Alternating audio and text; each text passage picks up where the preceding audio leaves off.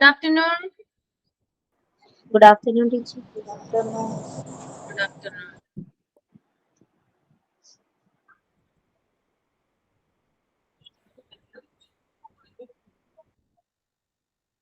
അപ്പൊ നമ്മൾ ഇന്നലെ പറഞ്ഞത് വാർഡ് സെക്രട്ടറിനെ കുറിച്ചിട്ടുള്ള അല്ല, വാർഡ് സെക്രട്ടറി പറഞ്ഞു.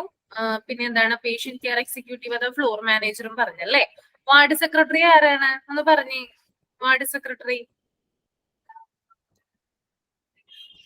തുഷാര ഒന്ന് പറഞ്ഞു. വാർഡ് സെക്രട്ടറി ആരാ? ഞാൻ കഴിഞ്ഞ ക്ലാസ്സിൽ ഇല്ലായിരുന്നു അല്ലേ. വേറെ ആരെങ്കിലും പറയാമോ ഒന്ന്? ആരെങ്കിലും ഉണ്ടായിരുന്നോ? Who collects the medical records and reports of the ഒരു നഴ്സിംഗ് സ്റ്റേഷൻ എന്താണ് സുഗമമായിട്ട് പ്രവർത്തിപ്പിക്കുന്ന ആളല്ലേ വാർഡ് സെക്രട്ടറി എന്ന് പറയുന്നത് അല്ലേ? അതെ. ആരാണ് അവരെ എന്താ പറയാ സൂപ്പർവൈസ് ചെയ്യുന്നത്? ആരാണ് അവരെ? ഒരു രജിസ്ട്രേർഡ് നഴ്സ് അല്ലെങ്കിൽ ആരാണ്? മറ്റ് മാനേജർമാർ അല്ലെ. ഈ രണ്ടു കൂട്ടരാണ് എന്ത് ചെയ്യുന്നത്? അവരെ സൂപ്പർവൈസ് ചെയ്യുന്നത് കേട്ടോ. ഓക്കെ. പിന്നെ അവരുടെ ഡ്യൂട്ടീസ് നമ്മൾ പറഞ്ഞു. എന്തൊക്കെയാണ് അവരുടെ ഡ്യൂട്ടീസ് എന്നുള്ളത് പറഞ്ഞു. കൂടാതെ നമ്മൾ പേഷ്യന്റ് കെയർ എക്സിക്യൂട്ടീവ് അഥവാ ഫ്ലോർ മാനേജറുടെ കാര്യമാണ് പറഞ്ഞത് അല്ലെ. അവരാരാണ് പേഷ്യന്റ് കെയർ എക്സിക്യൂട്ടീവ്?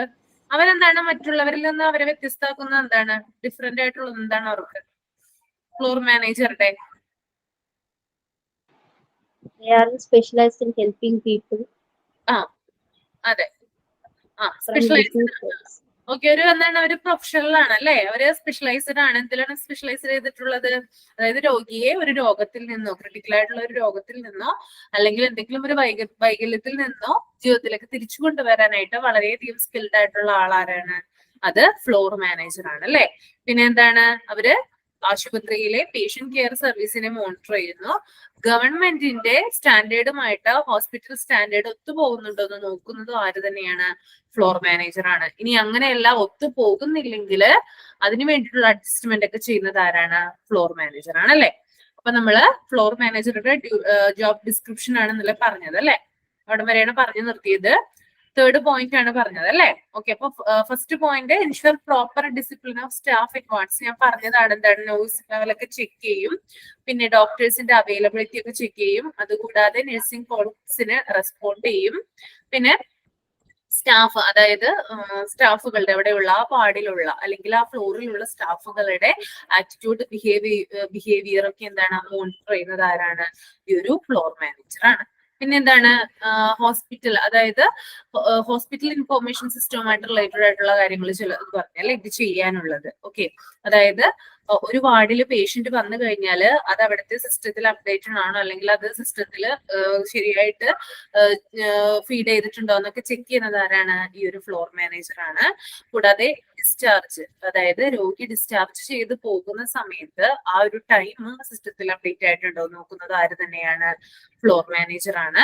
പിന്നെ ബെഡ് മാനേജ്മെന്റുമായി ബന്ധപ്പെട്ട കാര്യങ്ങൾ സോൾവ് ചെയ്യുന്നതും ആര് തന്നെയാണ്? ഫ്ലോർ മാനേജർ ആണ് കേട്ടോ. അതായത് ബെഡിന്റെ അവൈലബിലിറ്റിയിൽ എന്തെങ്കിലും ഷോർട്ടേജ് വന്നു കഴിഞ്ഞാൽ അതിനുള്ള കാര്യങ്ങളൊക്കെ ക്രമീകരിക്കുന്നത് ഫ്ലോർ മാനേജർ ആണ്. ഇനി പേഷ്യന്റ് കെയർ എന്ന് പറയുമ്പോൾ പേഷ്യന്റ് പ്രോബ്ലം അഡ്രസ് ചെയ്യും. ഓക്കെ. പേഷ്യന്റ് എന്താണോ പ്രോബ്ലം ഉള്ളത് അത് കേൾക്കാനും അത് കൂടാതെ അത് പരിഹരിക്കാനായിട്ടൊക്കെ നോക്കുന്നു. കൂടാതെ എന്താണ് പേഷ്യന്റ് ചോദിക്കുന്ന എൻക്വയറീസ്, അവർക്ക് ധാരാളം കാര്യങ്ങൾ ചിലപ്പോൾ ഡൗട്ടും കാര്യങ്ങളൊക്കെ വന്നേക്കാം, അതിനുള്ള മറുപടികൾ കൊടുക്കുന്നു. പിന്നെ എന്താണ് അതായത് പേഷ്യന്റിന്റെ മെഡിക്കൽ റിപ്പോർട്ട് കംപ്ലീറ്റ് ആണോ എന്ന് ചെക്ക് ചെയ്യുന്നത് ആര് തന്നെയാണ്? ഫ്ലോർ മാനേജർ കേട്ടോ. ഓക്കെ. അപ്പൊ ഇത്രയും വരെയുള്ള കാര്യങ്ങളാണ് പറഞ്ഞു നിർത്തിയത്.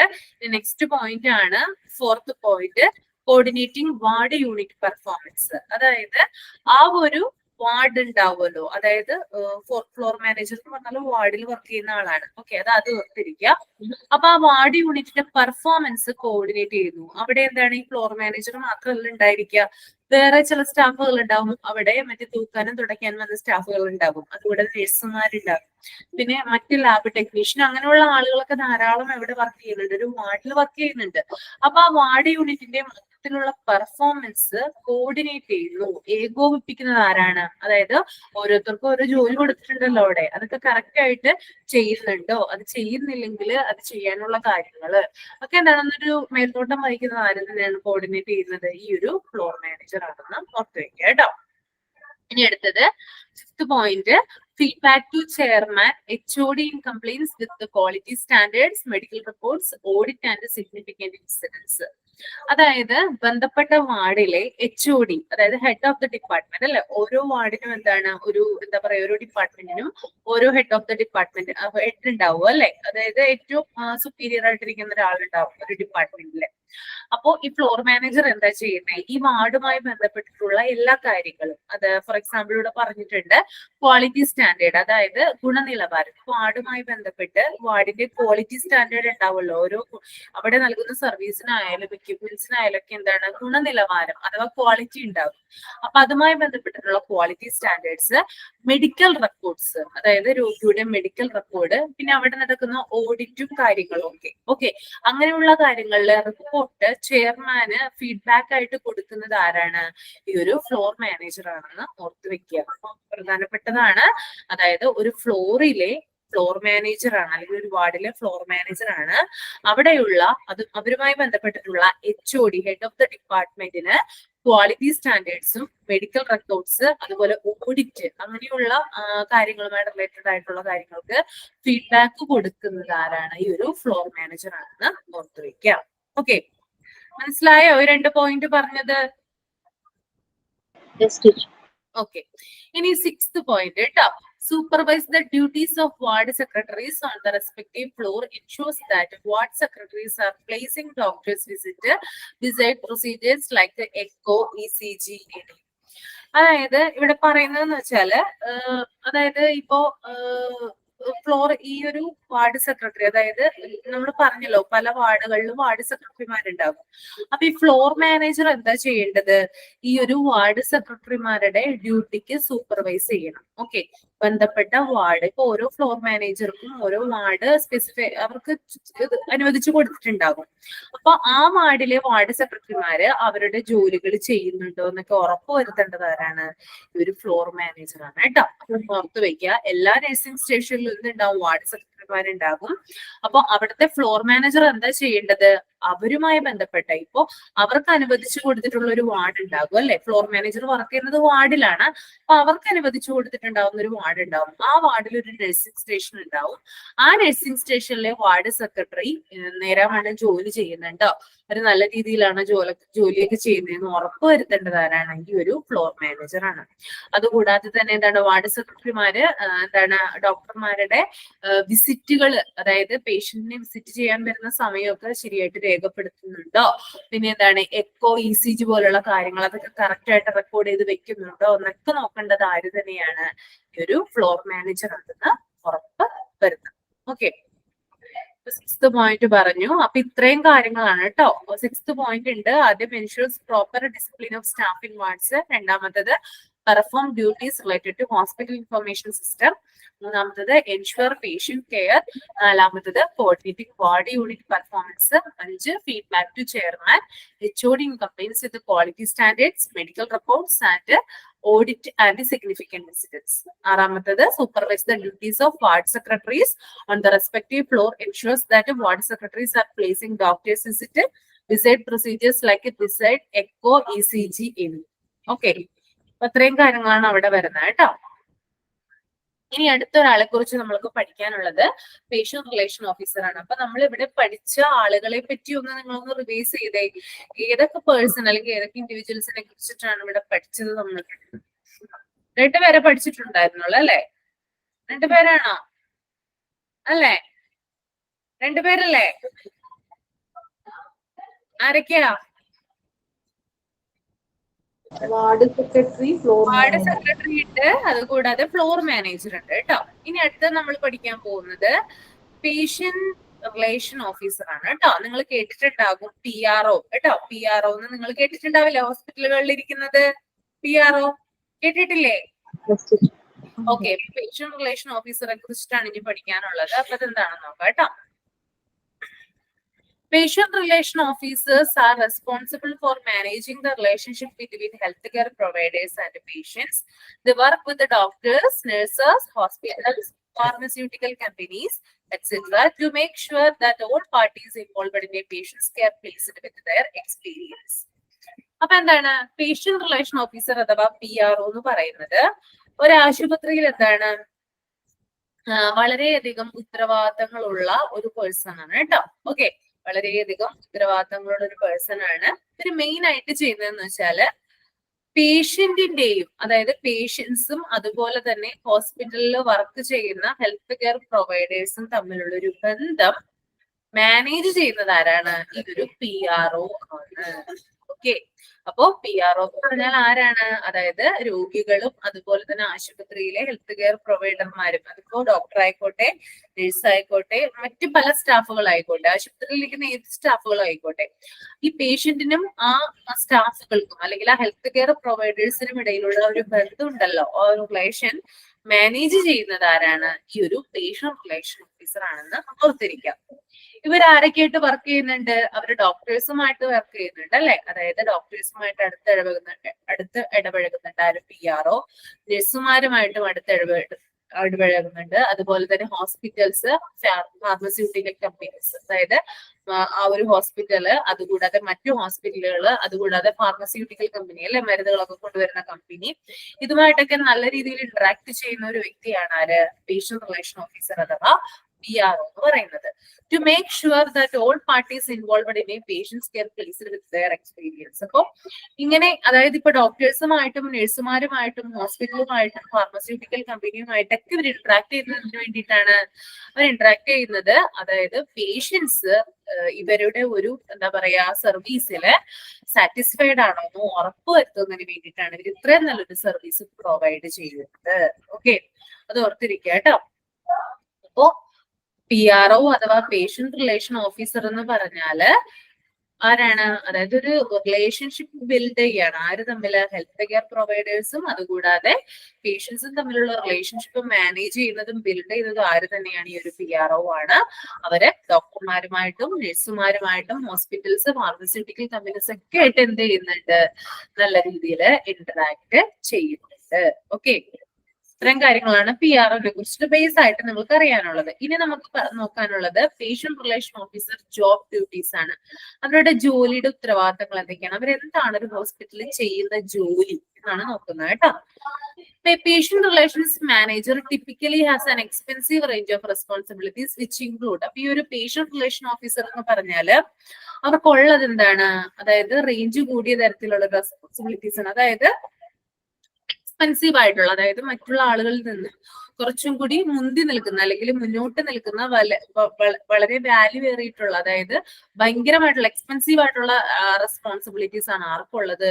ഈ ഒരു PROന് ഉള്ളതെന്ന് ഓർത്തിരിക്കാതെ തന്നെ കേട്ടോ. എക്സ്പെൻസീവ് റേഞ്ച് ഓഫ് റെസ്പോൺസിബിലിറ്റീസ് ഉള്ള പേഴ്സൺ എന്ന് പറഞ്ഞാൽ അത് PRO അഥവാ പേഷ്യന്റ് റിലേഷൻ ഓഫീസർ ആണ്. ഓക്കെ, അപ്പൊ ഫസ്റ്റ് പോയിന്റ് എന്ന് പറയുന്നത് ensuring that patients are comfortable during their visit by greeting them warmly. അതായത് ഈ പേഷ്യൻസ് ഒക്കെ വരുമ്പോൾ എന്ത് ചെയ്യണം? അവരെ കംഫർട്ടബിൾ ആയിട്ട് എന്ത് ചെയ്യണം? വെൽക്കം ചെയ്യണം.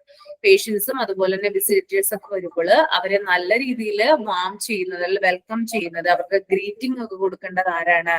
ഈ ഒരു പേഷ്യന്റ് റിലേഷൻ ഓഫീസർ ആണ്. അങ്ങനെയുള്ള ഒരു ഉത്തരവാദിത്വം അവർക്കുണ്ട്. അത് പേഷ്യന്റ് ആയാലും വിസിറ്റേഴ്സ് ആയാലും ഹോസ്പിറ്റലിൽ വന്നു കഴിയുമ്പോൾ അവർക്ക് നല്ല രീതിയിൽ അവർ കംഫർട്ടബിൾ ആകുന്ന തരത്തിലുള്ള ഗ്രീറ്റിംഗും വെൽക്കമിംഗ് ഒക്കെ കൊടുക്കേണ്ടത് ഈ ഒരു പേഷ്യന്റ് റിലേഷൻ ഓഫീസർ ആണെന്ന് ഓർത്തിരിക്കുക. ഓക്കെ, രണ്ടാമത്തെ point making sure that patients are aware of any change in their treatment plans or medical conditions and informing them of any imminent appointments. അതായത് ഇപ്പോ പേഷ്യന്റ് ഹോസ്പിറ്റലിൽ കിടക്കുമ്പോൾ അവരുടെ ട്രീറ്റ്മെന്റിന്റെ ഭാഗമായിട്ട് അവർക്ക് ആ ട്രീറ്റ്മെന്റിൽ എന്തെങ്കിലും ചേഞ്ച് വരുത്തണമെങ്കിൽ അല്ലെങ്കിൽ എന്തെങ്കിലും ചേഞ്ചസ് ഡോക്ടർ കൊണ്ടുവരാനായിട്ട് പറയുകയാണെങ്കിൽ അത് അവരെ ഇൻഫോം ചെയ്യേണ്ടത് ആരാണ്? ഈ ഒരു പേഷ്യന്റ് റിലേഷൻ ഓഫീസർ ആണ്. അതുകൂടാതെ ഏതെങ്കിലും ഒരു രോഗിക്ക് എന്തെങ്കിലും തരത്തിലുള്ള ക്രിട്ടിക്കൽ കണ്ടീഷൻ ഉണ്ടായി കഴിഞ്ഞാല് പേഷ്യന്റിനെയും അതുകൂടാതെ പേഷ്യന്റ് റിലേറ്റീവ്സിനെയും ഇതിനെ കുറിച്ചിട്ട് അവെയർ ചെയ്യുന്നത്, അതായത് ബോധവൽക്കരിക്കുന്നത് ആരാണ്? ഈ ഒരു പേഷ്യന്റ് റിലേഷൻ ഓഫീസറാണ്. ചിലപ്പോൾ ഡോക്ടേഴ്സിനൊക്കെ എന്താണ് നേരിട്ട് ഇമോഷണൽ, അതായത് കുറച്ച് ഇമോഷണൽ കാര്യങ്ങൾ ഉണ്ടാവുമല്ലേ. അതായത് നമ്മളിപ്പോ ഒരു രോഗത്തിന് ട്രീറ്റ്മെന്റ് എടുക്കുമ്പോൾ, ഹോസ്പിറ്റലിൽ ട്രീറ്റ്മെന്റ് എടുക്കുമ്പോൾ ഒരു രോഗിയുടെ നില പെട്ടെന്നൊക്കെ വഷളാവുകയാണെങ്കിൽ എന്താണ്, ഡോക്ടേഴ്സിനൊന്നും നേരിട്ടൊന്നും പറയാൻ പറ്റില്ല പേഷ്യന്റിനോടും അതുപോലെ തന്നെ പേഷ്യന്റ് റിലേറ്റീവ്സിനോടും ഉള്ള കാര്യം തുറന്ന് ഓപ്പൺ ആയിട്ട് പറയാൻ പറ്റില്ല ചിലപ്പോൾ.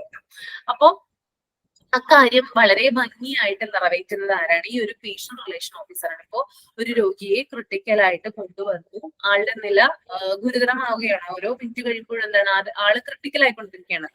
ആളുടെ ബോഡിയിൽ കാര്യമായിട്ട് മാറ്റങ്ങളൊന്നും ഉണ്ടാകുന്നില്ല. ആള് ചിലപ്പോൾ തിരിച്ചു കിട്ടണം എന്ന് കൂടി ഉറപ്പില്ല. പക്ഷെ അത് ഡോക്ടേഴ്സിനും അതുപോലെ നഴ്സിനൊക്കെ പറയാനായിട്ടുള്ള ഒരു മടി സാധാരണ നമ്മൾ കണ്ടുവരാറുള്ളതാണ്.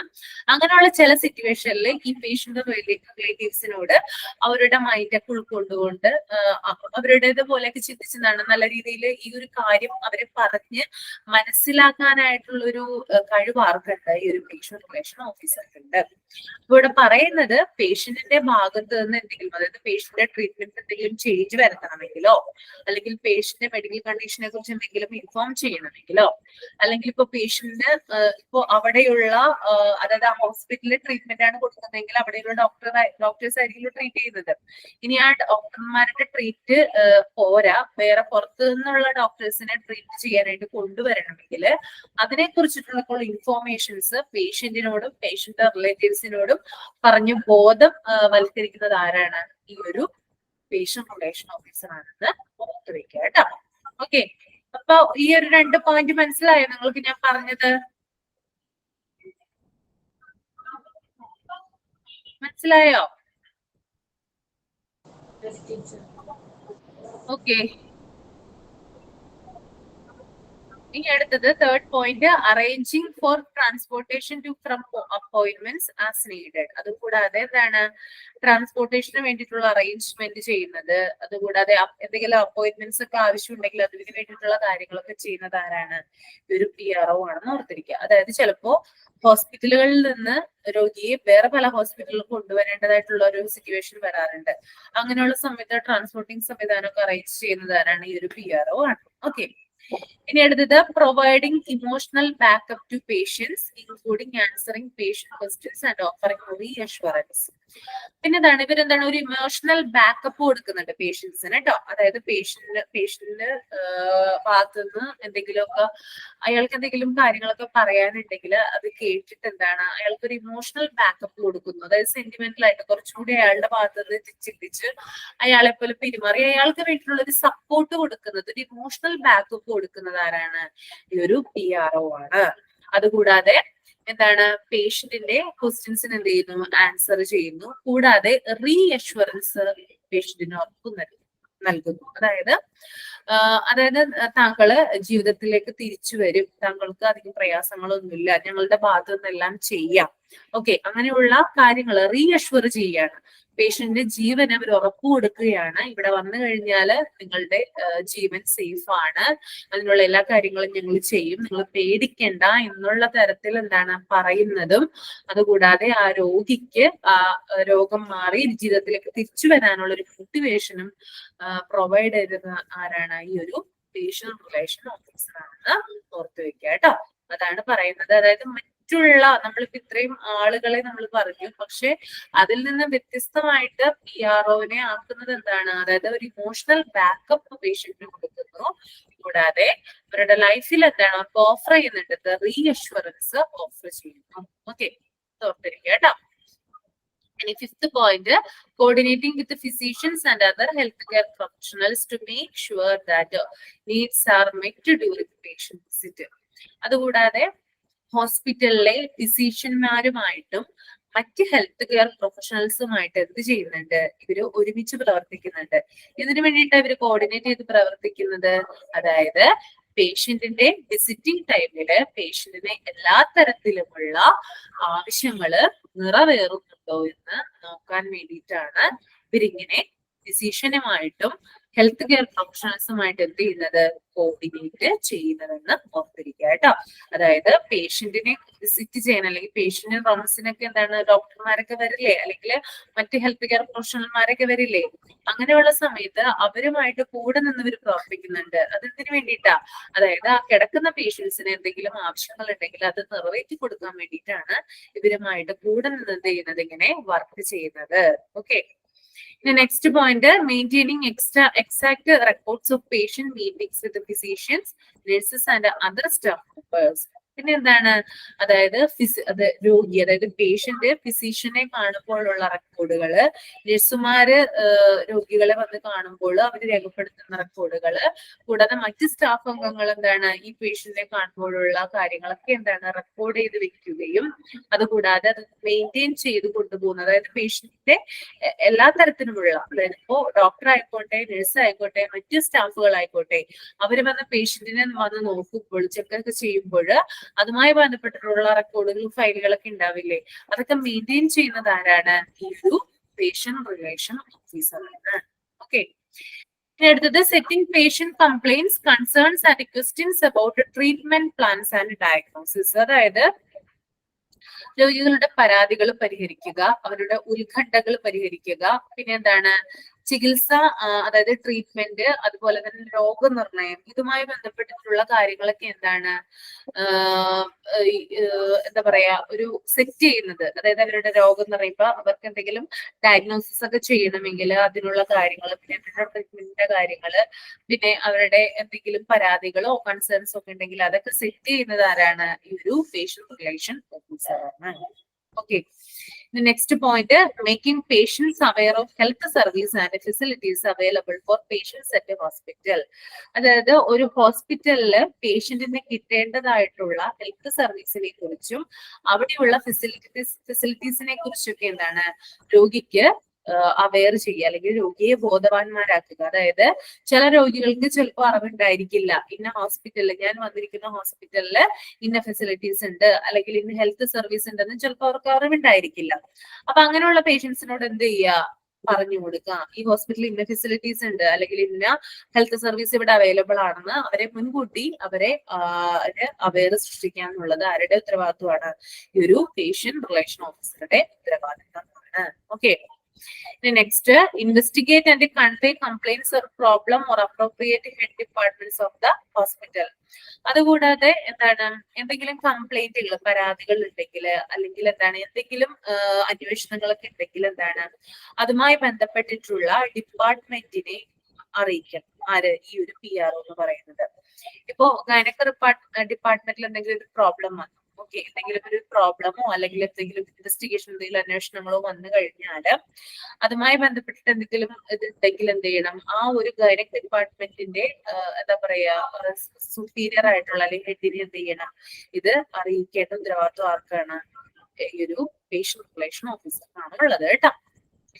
ഇനി next point, assistant setting conflicts and as an intermediary between patients, families and staff. പിന്നെ ഇവരുടെ വേറൊരു പ്രത്യേകതയാണ്, ഇമ്പോർട്ടന്റ് ആയിട്ടുള്ള പോയിന്റ് ആണ്, ഈ പേഷ്യൻസും അതുകൂടാതെ ഫാമിലികൾ, പേഷ്യന്റ് അതുകൂടാതെ പേഷ്യന്റെ ഫാമിലി, പിന്നെ ഹോസ്പിറ്റൽ സ്റ്റാഫുകൾ, ഇവർക്കിടയിൽ എന്താണ് ചില സമയത്ത് തർക്കങ്ങളൊക്കെ ഉണ്ടാവാറുണ്ട്. അങ്ങനെ തർക്കങ്ങളൊക്കെ ഉണ്ടാകുമ്പോൾ, കോൺഫ്ലിക്ട്സ് ഒക്കെ ഉണ്ടാകുമ്പോൾ അവർക്കിടയിൽ നിന്ന് ഒരു ഇന്റർമീഡിയേറ്റർ ആയിട്ട് പ്രവർത്തിക്കുന്നത് ആരാണ്? ഈ ഒരു പേഷ്യന്റ് റിലേഷൻ ഓഫീസറാണ്. നിങ്ങൾക്ക് ചിലപ്പോൾ കാണാനായിട്ട് സാധിക്കും, നിങ്ങൾ എന്താ പറയാ ഹോസ്പിറ്റലൊക്കെ ചെന്ന് കഴിഞ്ഞാൽ ചിലപ്പോൾ ICUന്റെ ഫ്രണ്ടിലോ അല്ലെങ്കിൽ ഓപ്പറേഷൻ തിയേറ്ററിന്റെ ഫ്രണ്ടിലൊക്കെ എന്താണ് ചില തർക്കങ്ങളൊക്കെ ഉണ്ടാവാറുണ്ട്. ഓക്കെ, അതായത് ചിലപ്പോ എമൗണ്ടിന്റെ കേസിലാവാം, അല്ലെങ്കിൽ അവിടെ കൊടുക്കുന്ന സർവീസിന്റെ എന്തെങ്കിലും പ്രോബ്ലം ആവാം. അങ്ങനെ എന്താണ് പലതരത്തിലുള്ള പ്രശ്നങ്ങൾ ഉണ്ടാവാറുണ്ട്. ആശുപത്രിയുടെ ഭാഗത്തു നിന്നും പേഷ്യന്റിന്റെ ഭാഗത്തു നിന്നും എന്താണ് തർക്കങ്ങൾ ഉണ്ടാവാറുണ്ട്. അതായത് ആശുപത്രിയിലെ ചില പോളിസികളും കാര്യങ്ങളും പേഷ്യന്റിനോ അല്ലെങ്കിൽ പേഷ്യന്റ് റിലേറ്റീവ്സിനോ ഉൾക്കൊള്ളണമെന്നില്ല പെട്ടെന്ന്. ഇപ്പോൾ ലാർജ് എമൗണ്ട് ഒക്കെ കെട്ടിവെക്കേണ്ടതായിട്ടുള്ള സന്ദർഭങ്ങളൊക്കെ ഉണ്ടാവാറുണ്ട്. അല്ലെങ്കിൽ എന്താണ് വേറെ എന്തെങ്കിലും, അതായത് ഹോസ്പിറ്റലിലെ ഏതെങ്കിലും ഒരു സർവീസിനെ കുറിച്ചുള്ള എന്തെങ്കിലും പ്രോബ്ലമോ അല്ലെങ്കിൽ കറക്റ്റ് സമയത്ത് രോഗിക്ക് ട്രീറ്റ്മെന്റ് കിട്ടാതിരിക്കുന്ന ഒരു അവസ്ഥയൊക്കെ ഉണ്ടായി കഴിഞ്ഞാൽ എന്താണ് തർക്കങ്ങൾ ഉണ്ടാവും അല്ലെ, ചിലപ്പോ വാദങ്ങൾ ഉണ്ടാവും, ചിലപ്പോ അടിയും പിടിയിലും വരെ എത്താറുള്ള സംഭവങ്ങൾ ഉണ്ടാവാറുണ്ട്. നമ്മളത് കോമൺ ആയിട്ട് കാണാറുള്ളതാണ്. അപ്പൊ അങ്ങനെയുള്ള സമയത്തൊക്കെ, ഇങ്ങനെയുള്ള തർക്കങ്ങളൊക്കെ ഉണ്ടാവുന്ന സമയത്ത് ആര് തമ്മിലാ? പേഷ്യൻസും അതുപോലെ പേഷ്യന്റിന്റെ റിലേറ്റീവ്സും പിന്നെ ആര് തമ്മിലാണ്? ഈ ഒരു ഹോസ്പിറ്റലിന്റെ ജീവനക്കാർ തമ്മിൽ ഉണ്ടാവാറുണ്ട്. അങ്ങനെയുള്ള സമയത്ത് ഇന്റർമീഡിയറ്റ് ആയിട്ട് നിന്ന് ഒരു മിഡിൽ അവർക്ക് ഇടയിൽ നിന്നുകൊണ്ട് അങ്ങനെയുള്ള കാര്യങ്ങളെ പരിഹരിക്കുന്നത് ആരാണ്? അവർ തമ്മിൽ എന്തെങ്കിലും പ്രശ്നങ്ങൾ ഉണ്ടായി കഴിഞ്ഞാല് അത് ആ ഹോസ്പിറ്റലിനെ ബാധിക്കുന്ന ഒരു അവരുടെ ഒരു എന്താ പറയാ നല്ലൊരു ഇമേജിനെ ബാധിക്കുന്ന ഒരു ഇതാണ് അങ്ങനെ തർക്കങ്ങൾ ഉണ്ടാകുന്നത്. അപ്പോ ഇന്റർമീഡിയറ്റർ ആയിട്ട് നിന്നിട്ട് അത് പരിഹരിക്കുന്നത് ഈ ഒരു PRO ആണ് കേട്ടോ. ഇന്റർമീഡിയറ്റർ ആയിട്ട് വർക്ക് ചെയ്യുന്നുണ്ട് ആര്? PRO എന്ന് പറയുന്ന ആള്. ഓക്കെ, ഇനി അടുത്തത് collect data and information about the patient's feedback and make recommendation appropriately. അതുപോലെ തന്നെ പേഷ്യന്റിന്റെ കയ്യിൽ നിന്ന് ഫീഡ്ബാക്ക് ശേഖരിക്കുന്നു. അതായത് ഇപ്പൊ ഒരു ഹോസ്പിറ്റലിനെ കുറിച്ചിട്ടുള്ള ഫീഡ്ബാക്ക് ആവാം, അല്ലെങ്കിൽ ആളെ ചികിത്സിക്കുന്ന ഡോക്ടറെ കുറിച്ചുള്ള ഫീഡ്ബാക്ക് ആവാം, അങ്ങനെയുള്ള കാര്യങ്ങൾ അതുമായി ബന്ധപ്പെട്ട ഡാറ്റകളൊക്കെ ശേഖരിക്കുന്നത് ആരാണ്? ഈ PRO കേട്ടോ. അതായത് ചിലപ്പോൾ എന്താണ് അവർക്ക് പ്രത്യേകമായിട്ടൊരു എന്താ ഫോമും കാര്യങ്ങളൊക്കെ കൊടുക്കും ഈ ഹോസ്പിറ്റലിനെ കുറിച്ചിട്ടുള്ള ഫീഡ്ബാക്ക് എഴുതാൻ വേണ്ടിയിട്ട് പേഷ്യന്റെ കയ്യിൽ നിന്ന് ഡിസ്ചാർജ് ആയി പോകുന്ന സമയത്തൊക്കെ. അപ്പൊ അങ്ങനെയുള്ള കാര്യങ്ങൾ ഫില്ല് ചെയ്തിട്ട് PROന്റെ അടുത്താണ് ഏൽപ്പിക്കുക. അതനുസരിച്ചിട്ട് അവർ ഇവാലുവേറ്റ് ചെയ്യും ഹോസ്പിറ്റലിലെ സർവീസ് എങ്ങനെയാണ്, അല്ലെങ്കിൽ അവിടെയുള്ള സ്റ്റാഫുകളുടെ സർവീസ് എങ്ങനെയാണ്, സ്റ്റാർ ഒക്കെ ഇട്ട് കൊടുക്കില്ലേ നമ്മള്. ഓക്കെ, അങ്ങനെയുള്ള കാര്യങ്ങൾ ഫീഡ്ബാക്ക് ചെയ്യുന്നത്, ആ ഫീഡ്ബാക്ക് ഫോമുകളും മറ്റും രോഗിയിൽ നിന്ന് കളക്ട് ചെയ്ത് വെക്കുന്നത് ആര് തന്നെയാണ്? ഈ ഒരു PRO ആണ്. Okay, in explaining policies, procedures or service to unknown patients by using medical administrative knowledge. അതായത് ഈ PRO എന്ന് പറഞ്ഞാൽ അഡ്മിനിസ്ട്രേറ്റീവ് നോളജ് ധാരാളമുണ്ട്. ഓക്കെ, അപ്പൊ ഈ അഡ്മിനിസ്ട്രേറ്റീവ് നോളജ് വെച്ചിട്ട് ഇപ്പോ ചില അറിയാം, അതായത് ഒന്നും അറിയാത്ത പേഷ്യൻസ് ഒക്കെ ഉണ്ടാവില്ലേ, അവരോട് എന്ത് പറയണം? ഈ ഒരു ഹോസ്പിറ്റലിന്റെ പോളിസി എന്താണ്, പ്രൊസീജിയേഴ്സ് എന്താണ്, അവിടെ ഉപയോഗിക്കുന്ന മെത്തേഡ് എന്താണ്, അങ്ങനെയുള്ള കാര്യങ്ങളെ കുറിച്ചിട്ട് പറഞ്ഞു കൊടുക്കേണ്ടത് ആരാണ്? ഈ ഒരു PRO ആണ്. Okay, last one, monitoring and analysing the patient's right and the responsibilities. അതായത് പേഷ്യന്റിന്റെ, അതായത് ഞാൻ പറഞ്ഞു പേഷ്യന്റെ ഭാഗത്ത് നിന്ന് എന്താണ് നല്ല രീതിയിൽ പ്രവർത്തിക്കുന്ന ഒരാളാണ് PRO എന്ന് പറയുന്നത്. അപ്പൊ പേഷ്യന്റെ റൈറ്റ്സും റെസ്പോൺസിബിലിറ്റീസ് ഉണ്ടല്ലോ, അവകാശങ്ങളുണ്ട്, ഉത്തരവാദിത്തങ്ങളുണ്ട് ഒരു പേഷ്യന്റിന് ഹോസ്പിറ്റലിൽ വന്നു കഴിഞ്ഞാൽ. അപ്പൊ അതിനെ കുറിച്ചിട്ട് മോണിറ്റർ ചെയ്യുകയും അനലൈസ് ചെയ്യുകയും ചെയ്യുന്നത് ആരാണ്? ഒരു PRO ആണെന്ന് ഓർത്ത് വയ്ക്കാം. ഓക്കെ, PROനെ കുറിച്ചിട്ടുള്ള കാര്യങ്ങളാണ് ഞാനിപ്പോ പറഞ്ഞത്. എന്തെങ്കിലും ഇതിനകത്ത് മനസ്സിലാവാത്തുണ്ടോ? ഒന്ന് വായിച്ച് നിങ്ങൾ നോക്കി, എന്തെങ്കിലും ഡൗട്ട് ഉണ്ടെങ്കിൽ ചോദിക്കട്ടോ.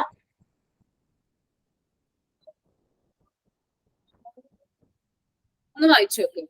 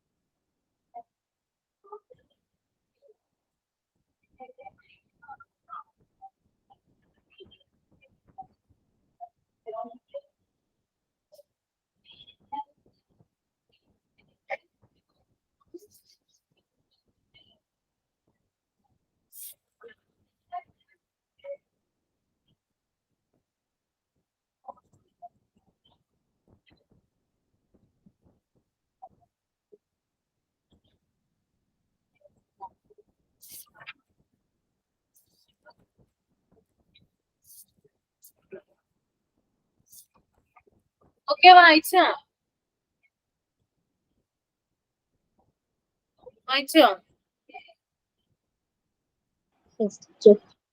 ഡൗട്ട് ഉണ്ടോ എന്തെങ്കിലും?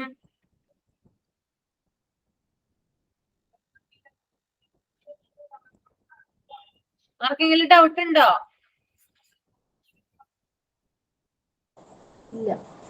ഇല്ല. അപ്പൊ ഒന്ന് ഓരോ പോയിന്റ് ആയിട്ട് ഓരോരുത്തരൊന്ന് പറഞ്ഞേ. ഒരാൾ ആദ്യം പറ, ആരാണ് patient relation officer?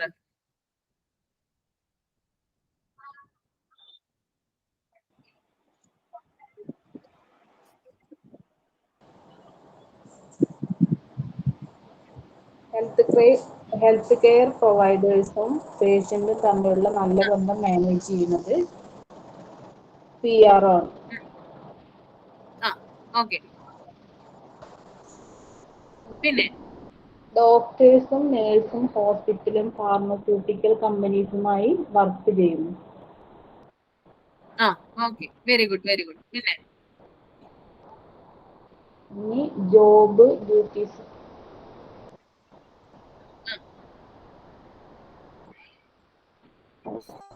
Job responsibilities first point എന്താ?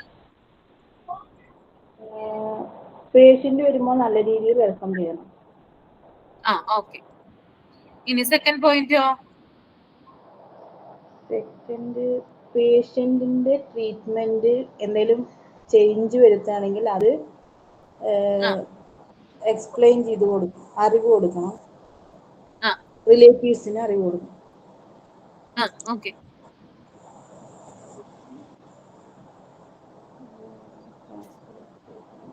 പേഷ്യന്റ് ട്രീറ്റ്മെന്റിൽ എന്തെങ്കിലും അത് മാത്രമാണോ? മെഡിക്കൽ കണ്ടീഷനിൽ എന്തെങ്കിലും ഇപ്പൊ ക്രിട്ടിക്കൽ ആയിട്ടുള്ള പേഷ്യന്റ് ഒക്കെ ആണെങ്കിൽ ചിലപ്പോൾ ഡോക്ടേഴ്സിനൊന്നും പറഞ്ഞു കൊടുക്കാനായിട്ട് പറ്റിയെന്ന് വരില്ല. അപ്പൊ ആ ഒരു സമയത്ത് അവരുടെ ഇത് നോക്കിയിട്ട് എന്താണ് ആ ഒരു സിറ്റുവേഷൻ അനുസരിച്ചിട്ട് അവരുടെ കണ്ടീഷൻ പറഞ്ഞ് മനസ്സിലാക്കി കൊടുക്കുന്നത് ആരാണ്? PR ആണ്. അതുകൂടാതെ പുറത്തുനിന്ന് ഏതെങ്കിലും ഡോക്ടേഴ്സിന്റെ അപ്പോയിന്റ്മെന്റ് ഒക്കെ ഈ രോഗിക്ക് ആവശ്യമെങ്കിൽ അത് രോഗിയെയും രോഗിയുടെ റിലേറ്റീവ്സിനെയും പറഞ്ഞ് മനസ്സിലാക്കി കൊടുക്കുന്ന ആര് തന്നെയാണ്? PR ആണ് അല്ലേ? ഓക്കെ. ഇനി തേർഡ് പോയിന്റ് എന്ന് പറഞ്ഞ ആരെങ്കിലും? Third point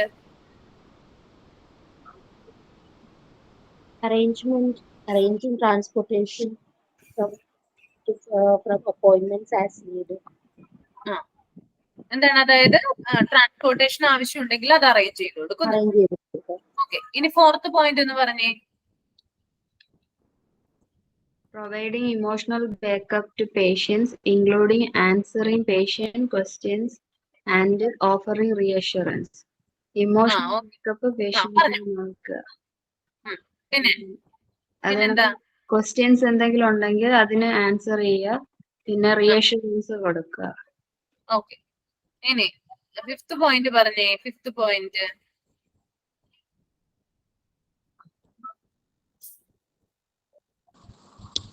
coordinating with the physicians and other healthcare professionals to make sure that all needs are met during patient visit. Hospital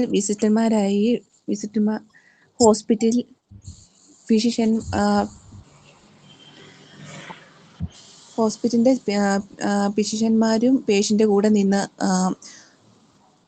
work ചെയ്യുന്നു.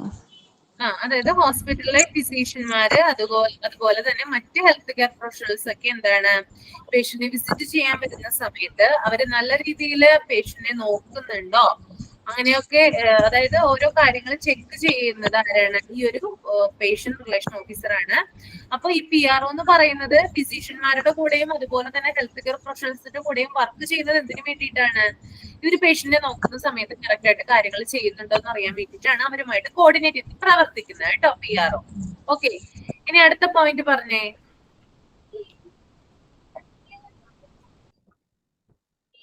Maintaining exact records of patient meetings with physicians, nurses and other staff members. Patient ഫിസിഷ്യന്മാരായിട്ടും നഴ്സും മറ്റ് other സ്റ്റാഫുകളുമായിട്ടും ഉള്ള മീറ്റിംഗ്സിന്റെ record സൂക്ഷിക്കുക. Okay. Very good. ഇനി next point പറഞ്ഞേ.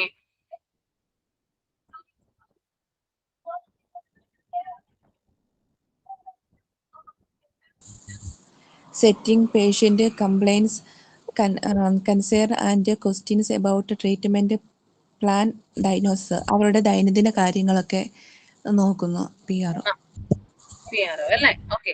ദൈനംദിന കാര്യങ്ങൾ എന്ന് പറയാൻ പറ്റില്ല. അവര് അതായത് രോഗിയുമായി ബന്ധപ്പെട്ടിട്ടുള്ള കംപ്ലൈന്റുകള്, അവരുടെ കൺസേൺസ്, ആശങ്കകള്, പിന്നെ അവരുടെ ചോദ്യങ്ങള്, പിന്നെ അവരുടെ ട്രീറ്റ്മെന്റിൽ ഉണ്ടാകുന്ന കാര്യങ്ങള്, രോഗനിർണയവുമായി ബന്ധപ്പെട്ട കാര്യങ്ങള്, ഇതുമായി ബന്ധപ്പെട്ട കാര്യങ്ങളൊക്കെ സെറ്റ് ചെയ്ത് കൊടുക്കുന്നത് ആരാണ്? അതായത് അതൊക്കെ ഒന്ന് എന്താണ് സെറ്റിൽ ചെയ്ത് കൊടുക്കുന്നത് ഈ ഒരു പേഷ്യന്റ് റിലേഷൻ ഓഫീസറിന് കേട്ടോ.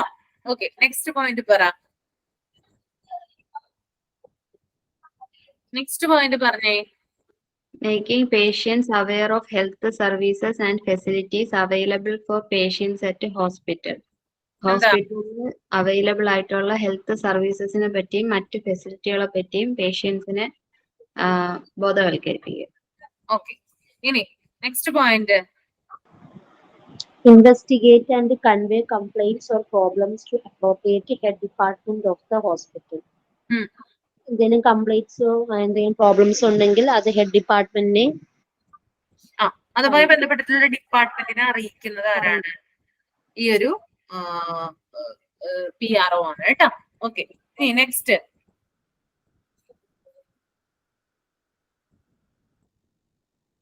നെക്സ്റ്റ് പോയിന്റ് എന്താ? Assist in setting conflicts and act as an intermediary between patient, families and staff. എന്തെങ്കിലും കോൺഫ്ലിക്റ്റ് ഉണ്ടാവുകയാണെങ്കിൽ ഇന്റർമീഡിയറി ആയിട്ട് ആക്ട് ചെയ്യുക. പേഷ്യൻസും ഫാമിലി ആയിട്ടോ സ്റ്റാഫുകളായിട്ടോ എന്തെങ്കിലും ഉണ്ടെങ്കിൽ അതിന്റെ ഇടയിൽ തേർഡ് പാർട്ടി ആയിട്ട് ആക്ട് ചെയ്യുക. ഓക്കെ. നെക്സ്റ്റ് പോയിന്റ്, അടുത്ത പോയിന്റ് ഇനി എന്താ? അടുത്ത പോയിന്റ് പറഞ്ഞ ആരെങ്കിലും ഒരാള്? ഈ 3 പോയിന്റ്സും കൂടി ഉള്ളൂ. Collecting data and information about patient feedback and make a recommendation appropriately. അതായത് പേഷ്യന്റിന്റെ കയ്യിൽ നിന്ന് ഫീഡ്ബാക്ക് ഒക്കെ അങ്ങനെയുള്ള കാര്യങ്ങളൊക്കെ ഫില്ല് ചെയ്ത് കളക്ട് ചെയ്ത് വെക്കുന്നത് കൊടുക്കുന്ന PR-യുടെ കയ്യിൽ. ഓക്കെ. ഇനി next point. Explaining policies, procedure or service to unknown patient by using medical administrative knowledge.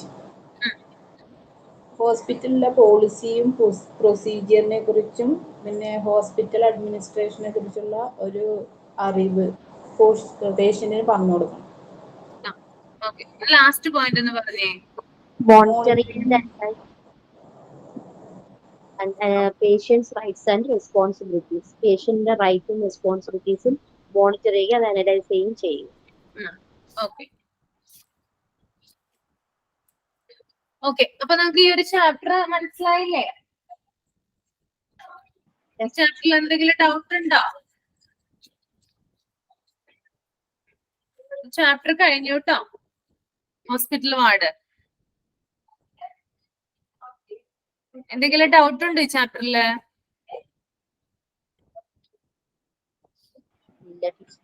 ഇല്ലല്ലേ?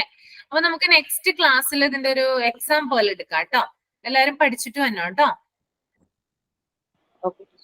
ഓക്കെ. ഇനി നെക്സ്റ്റ് ചാപ്റ്റർ എടുക്കുകയാണ്, ഡിസ്ചാർജ് പ്രോസസ് ആണ് കേട്ടോ. അപ്പൊ നമ്മൾ ഹോസ്പിറ്റൽ വാർഡാണ് പഠിച്ചത്. ഇനി ഇതിന്റെ ഇതായിട്ട് അടുത്തത് വരുന്നതാണ് ഡിസ്ചാർജ് പ്രോസസ് കേട്ടോ. ഓക്കെ, ശ്രദ്ധിച്ചിരിക്കാം. ഒരു ഇൻട്രൊഡക്ഷൻ കൊടുത്തിട്ടുണ്ട് ഫസ്റ്റ് തന്നെ. എന്താണ് ഡിസ്ചാർജ് പ്രോസസ് കേട്ടോ? A discharge from hospital is the formal release of patients from a hospital after a procedure of a course of treatment.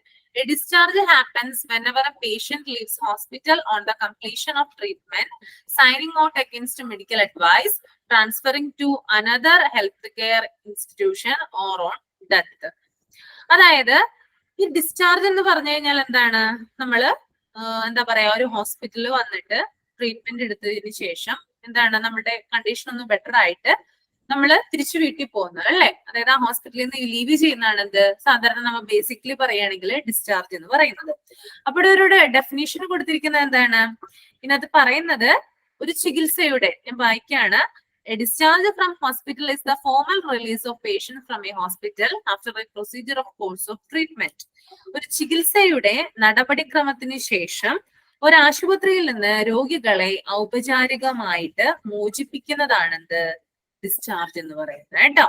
അതായത് നമ്മളൊരു ചികിത്സയുമായി ബന്ധപ്പെട്ട ഒരു പ്രൊസീജിയർ ചെയ്തതിന് ശേഷം, ഒരു ട്രീറ്റ്മെന്റ് എടുത്തതിന് ശേഷം ഒരു ആശുപത്രിയിൽ നിന്ന് ഒരു രോഗിയെ ഫോർമലായിട്ട് റിലീസ് ചെയ്യുന്ന അല്ലെങ്കിൽ മോചിപ്പിക്കുന്ന ഒന്നാണിത് ഡിസ്ചാർജ് എന്ന് പറയുന്നത്. അപ്പൊ ഡെഫിനിഷൻ അത് ഇൻട്രൊഡക്ഷനിൽ പറയുന്നത് ഡിസ്ചാർജിന്റെ ഡെഫിനിഷൻ ആണ് കേട്ടോ. Discharge from hospital is the formal release കേട്ടോ. ഔപചാരികമായിട്ടുള്ള മോചനമാണ് രോഗിയുടെ കേട്ടോ. ഔപചാരികമായിട്ട് രോഗിയെ ആ ഒരു ഹോസ്പിറ്റലിൽ നിന്ന് മോചിപ്പിക്കുന്നതാണ് എന്ത് ഡിസ്ചാർജ് എന്ന് പറയുന്നത്. എന്തിനു ശേഷമാണ്? ഒരു കോഴ്സ് ഓഫ് ട്രീറ്റ്മെന്റിന് ശേഷമാണ് എന്ത് ചെയ്യുന്നത്, ഒരു രോഗിയെ ഹോസ്പിറ്റലിൽ നിന്ന് ഔപചാരികമായിട്ട് മോചിപ്പിക്കുന്നത് അല്ലെ. നമുക്ക് തന്നെ അറിയാലോ, നമ്മളൊക്കെ എന്താണ് പല ടൈമിൽ ഹോസ്പിറ്റലിൽ കിടന്നിട്ടുണ്ട്. അപ്പൊ എന്താണ് ഒരു പർട്ടിക്കുലർ ടൈം ഓഫ് പീരീഡ് പറയുമോ അല്ലെ. ഇപ്പൊ ചിലപ്പോ എന്താണ് നമുക്ക് എന്തെങ്കിലും ഒരു പനിയോ അല്ലെങ്കിൽ ഒരു ചുമ അല്ലെങ്കിൽ എന്തെങ്കിലും കഫക്കെട്ട് അങ്ങനെയുള്ള അസുഖങ്ങളൊക്കെ വന്നു കഴിഞ്ഞാൽ എന്താണ് ഒരു 5 അല്ലെങ്കിൽ 7 ദിവസത്തെ ട്രീറ്റ്മെന്റ് ആയിരിക്കും നമ്മൾക്ക് നോർമലി ഡോക്ടേഴ്സ് സജസ്റ്റ് ചെയ്യുക. അപ്പൊ 7 ദിവസത്തെ അല്ലെങ്കിൽ 5 ദിവസത്തെ ട്രീറ്റ്മെന്റിന് ശേഷം എന്താണ് നമ്മളെ ഫോമൽ ആയിട്ട് എന്ത് ചെയ്യും, ആശുപത്രിയിൽ നിന്ന് അവര് വിട്ടയക്കും. അപ്പൊ ഇതിനെയാണ് എന്ത് പറയുന്നത്, ഡിസ്ചാർജ് എന്ന് പറയുന്നത് കേട്ടോ. അപ്പൊ ഫോമൽ റിലീസ് എന്ന് ഓർത്തിരിക്കാം. ഇനി A discharge happens whenever a patient leaves hospital on the completion of treatment, signing out medical advice, transferring to another healthcare institution or on death. അപ്പോ ഒരു ഡിസ്ചാർജ് എന്ന് പറയുന്നത് സംഭവിക്കുന്നത് പലതരത്തിലാണ് കേട്ടോ. ഓക്കെ, അപ്പോ ഡിസ്ചാർജ് എന്ന് പറയുന്നത് അത് ഹാപ്പൻ ചെയ്യുന്ന അല്ലെങ്കിൽ ഇത് സംഭവിക്കുന്നത് പല രീതിയിലാണ്. എന്നിട്ട് ഫസ്റ്റ് വൺ എന്ന് പറയുന്നത് എന്താണ്, കംപ്ലീഷൻ ഓഫ് ട്രീറ്റ്മെന്റ്. അതായത് ഒരു ചികിത്സ പൂർത്തിയായതിനു ശേഷമാണ് ഒരു രോഗിയെ എന്ത് ചെയ്യുന്നത്, ഹോസ്പിറ്റലിൽ നിന്ന് വിട്ടയക്കുന്നത്. അപ്പൊ ഡിസ്ചാർജ് സംഭവിക്കുന്നത് പലതരത്തിലാണെന്ന് ഞാൻ പറഞ്ഞു. അതിനകത്ത് ആദ്യത്തെ ടൈപ്പാണ് എന്ത്, ഒരു രോഗിക്ക് രോഗം അതായത് അവരുടെ ആ ഒരു ചികിത്സ പൂർത്തിയായതിനു ശേഷം എന്ത് ചെയ്യുന്നു, അവരെ ഹോസ്പിറ്റലിൽ നിന്ന് വിട്ടയക്കുന്നു, ഡിസ്ചാർജ് ആകുന്നു രോഗി കേട്ടോ. അപ്പൊ ഫസ്റ്റ് പോയിന്റ് എന്ന് പറയുന്നത് കംപ്ലീഷൻ ഓഫ് ട്രീറ്റ്മെന്റ് ആണ്. അത് നിങ്ങൾ നോട്ട് ചെയ്ത് വെക്കുക കേട്ടോ. Discharge happens, first one completion of treatment, ചികിത്സ പൂർത്തിയായതിനു ശേഷം. രണ്ടാമത്തത് സൈനിങ് ഔട്ട് മെഡിക്കൽ അഡ്വൈസ് ആണ്. അതായത് ഡോക്ടറുടെ ഉപദേശത്തിനെതിരായി സൈൻ ഔട്ട് ചെയ്തു പോകുമ്പോൾ, ഇപ്പൊ നിങ്ങൾക്ക് അറിയാലോ, അതായത് നമ്മളിപ്പോ ഒരു 5 ദിവസം അല്ലെങ്കിൽ 7 ദിവസത്തെ ട്രീറ്റ്മെന്റിനായിട്ട് ഹോസ്പിറ്റൽ വാർഡിൽ അഡ്മിറ്റ് ആയിരിക്കാം. അഡ്മിറ്റ് ആയി കഴിയുമ്പോൾ എന്താണ്, ഒരു 3 അല്ലെങ്കിൽ ഒരു 4 അല്ലെങ്കിൽ 2 ഒരു 3 ദിവസത്തിന് ശേഷം നമ്മളുടെ നില ബെറ്റർ അല്ലെങ്കിൽ നമ്മൾക്ക് ആ ഹോസ്പിറ്റലിലെ ഡോക്ടേഴ്സിന്റെ സർവീസ് ബെറ്റർ ആയിട്ട് തോന്നുന്നില്ലെങ്കിൽ, അല്ലെങ്കിൽ ആ ഹോസ്പിറ്റലിന്റെ സർവീസ് ബെറ്റർ ആയിട്ട് തോന്നുന്നില്ലെങ്കിൽ നമ്മൾ എന്ത് ചെയ്യും, നമ്മള് നിർബന്ധപൂർവ്വം ഡോക്ടറുടെ കയ്യിൽ നിന്ന് ഡിസ്ചാർജ് വാങ്ങിച്ചു പോകും അല്ലെ. എന്തിനു വേണ്ടിയിട്ടാ, ഒന്നില്ലെങ്കിലും മറ്റൊരു ഹോസ്പിറ്റലിൽ കാണിക്കാനായിരിക്കും, അല്ലെങ്കിൽ നമുക്ക് എന്താണ്, നമുക്ക് തന്നെ തോന്നലുണ്ടാവും എന്താണ്, ഇനി ഇവിടെ കിടന്നിട്ട് ശരിയാകുന്നില്ല, വീട്ടിൽ ചെന്നിട്ട് റെസ്റ്റ് എടുക്കാം, സാധാ മരുന്ന് വാങ്ങിച്ചു കഴിക്കാം എന്നൊക്കെ ഇങ്ങനത്തെ തോന്നലുണ്ടാവും. ചിലപ്പോ ചില രോഗികൾക്ക് ഹോസ്പിറ്റലിൽ കിടക്കുന്നത് അത്ര ഇഷ്ടമുണ്ടാവില്ല. അപ്പൊ അങ്ങനെയുള്ള രോഗികൾക്ക് എന്താണ്, നിർബന്ധപൂർവ്വം ഡിസ്ചാർജ് വാങ്ങിച്ചു പോവുകയാണ് ചെയ്യുന്നത്. ചില രോഗികൾ മറ്റു ഹോസ്പിറ്റലിൽ കാണിക്കാൻ വേണ്ടിയിട്ട് എന്ത് ചെയ്യും, ഈ ഹോസ്പിറ്റലിൽ നിന്ന് ഡിസ്ചാർജ് വാങ്ങിയിട്ട് പോകും. അപ്പോ ഡോക്ടറുടെ കയ്യിൽ നിന്ന് അല്ലെങ്കിൽ ഡോക്ടറുടെ ഉപദേശത്തിനെതിരെ, അതായത് ഡോക്ടറുടെ താല്പര്യത്തോടെ അല്ല ഡിസ്ചാർജ് കൊടുക്കുന്നത് കേട്ടോ. രോഗി നിർബന്ധപൂർവ്വം ചോദിച്ചിട്ടാണ് ഡോക്ടർ ആ രോഗിക്ക് ഡിസ്ചാർജ് കൊടുക്കുന്നത്. അപ്പോൾ ഡോക്ടറുടെ ഉപദേശത്തിനെതിരായിട്ട് കൊടുക്കുന്ന ഡിസ്ചാർജ് ആണെന്ത്, signing out medical, signing out against medical out advice എന്ന് പറയുന്നത് കേട്ടോ. അതായത് രോഗിയുടെ ഇഷ്ടത്തിനനുസരിച്ചിട്ട് എന്ത് ചെയ്യാണ്, ഡിസ്ചാർജ് ചോദിച്ചിട്ട് പോവുകയാണ്. അതിനെയാണ് എന്ത് പറയുന്നത്, സൈനിങ് ഔട്ട് മെഡിക്കൽ അഡ്വൈസ്. ഈ സമയത്ത് ട്രീറ്റ്മെന്റ് പൂർത്തിയാകുന്നില്ല.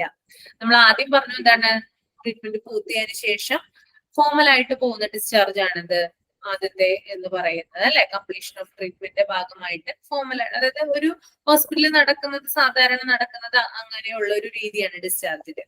പക്ഷെ ചില കേസിൽ എന്താണ്, രോഗികൾ നിർബന്ധപൂർവ്വം ആശുപത്രിക്കാരുടെ ഇടയിൽ നിന്ന് അല്ലെങ്കിൽ ഡോക്ടറിന്റെ കയ്യിൽ നിന്ന് ഡിസ്ചാർജ് വാങ്ങിച്ചു പോകുന്നു. അതിനെയാണ് സൈനിങ് ഔട്ട് മെഡിക്കൽ അഡ്വൈസ് എന്ന് പറയുന്നത്.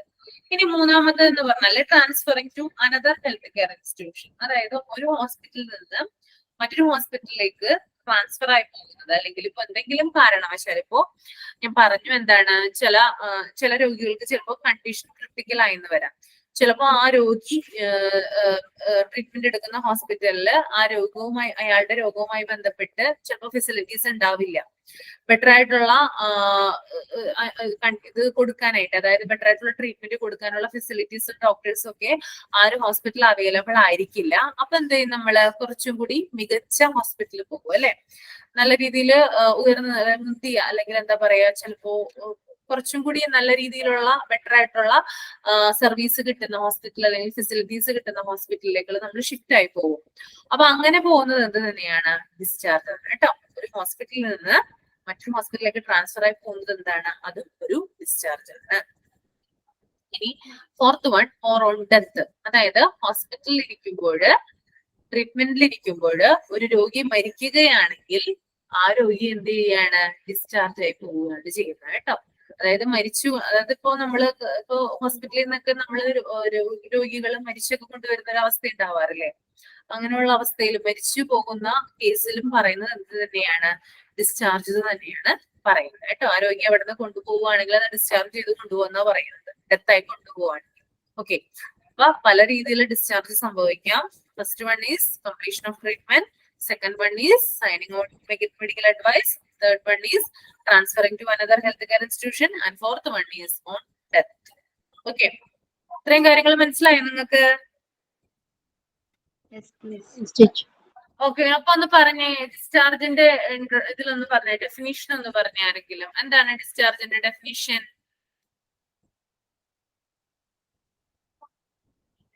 Discharge from hospital is a formal release of patients from a hospital after a procedure of a course of treatment. Okay, 4 types ഉണ്ട് അല്ലെ ഡിസ്ചാർജ് സംഭവിക്കുന്ന. 4 എണ്ണം ഒന്ന് പറഞ്ഞേ, 4 എണ്ണം ഒന്ന് പറഞ്ഞേ. On completion of treatment, Mm.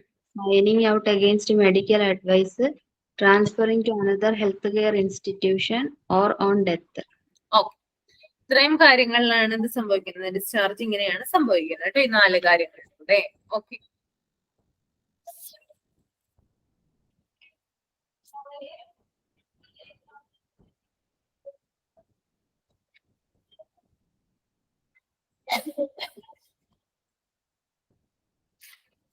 ചെറിയ രീതിയിൽ ഒരു നോട്ട്സ് എഴുതാനുണ്ട് കേട്ടോ ഇതിന്റെ. ഡിസ്ചാർജ് ഡെഫിനിഷൻ എന്നും പറഞ്ഞു കൊടുക്കുക കേട്ടോ. ഡിസ്ചാർജ് ഡെഫിനിഷൻ ഇത് പഠിക്കണം നിങ്ങൾ. അത് കൂടാതെ ഇതൊന്നും അറിഞ്ഞിരിക്കേണ്ട ആവശ്യമുണ്ട് കേട്ടോ. അത് കുറച്ചേ കൊടുത്തിട്ടുള്ളൂ. ഡിസ്ചാർജ് ഡെഫിനിഷൻ എന്ന് പറഞ്ഞ ഹെഡിങ് കൊടുക്കുക.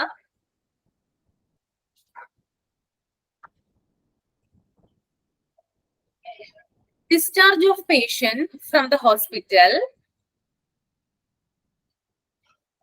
Discharge of patient from the hospital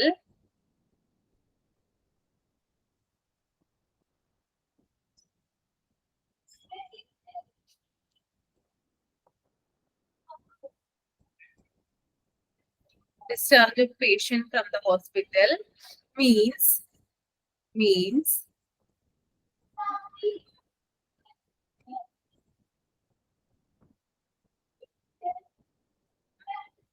relieving a person, relieving കേട്ടോ, RELIEVING, relieving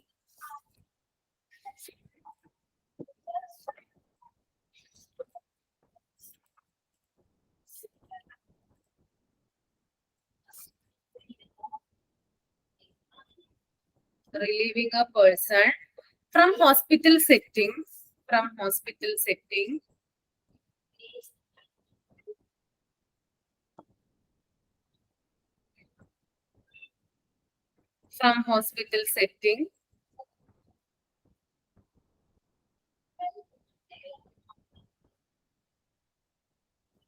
who admitted as an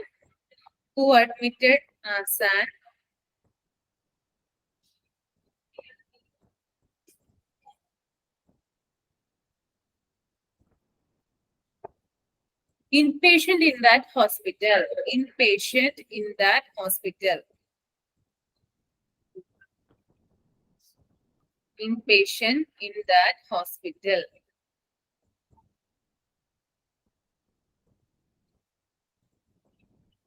Okay, ഒന്നുകൂടി പറയാം. Discharge of patient from the hospital means relieving a person from hospital setting who admitted as an inpatient in that hospital. ഞാൻ ഇതിന്റെ meaning ഒന്നുകൂടി പറയാം. ആശുപത്രിയിൽ നിന്ന് രോഗിയെ ഡിസ്ചാർജ് ചെയ്യുക എന്നതിനർത്ഥം ആശുപത്രിയിൽ നിന്ന് ഇൻപേഷ്യന്റ് ആയി പ്രവേശിക്കപ്പെട്ട ഒരു വ്യക്തിയെ ആശുപത്രി ക്രമീകരണത്തിൽ നിന്ന് മോചിപ്പിക്കുക എന്നതാണ് കേട്ടോ. അതാണ് ഇതിന്റെ കറക്റ്റ് മീനിങ് കേട്ടോ. ഇനി അടുത്തായിട്ട് എഴുതാം.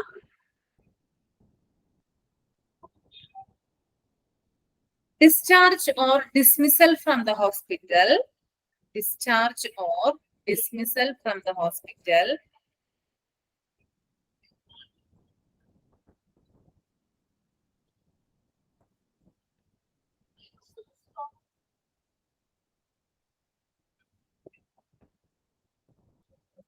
discharge or dismissal from the hospital means the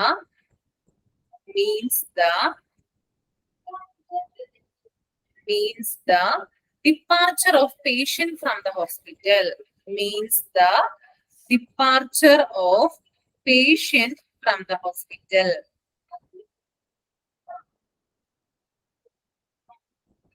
Discharge or dismissal from the hospital means the departure of patient from the hospital.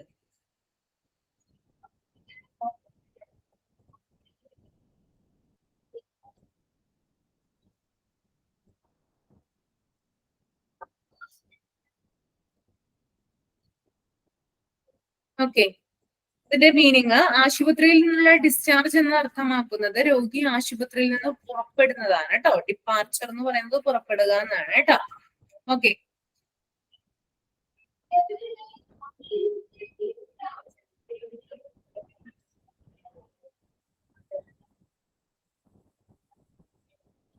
ഇനി next one,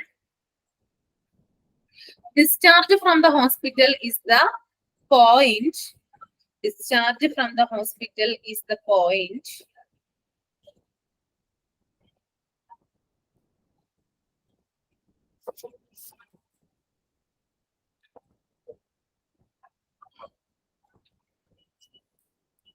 discharge from the hospital is the point at which the patient leaves, at which the patient leaves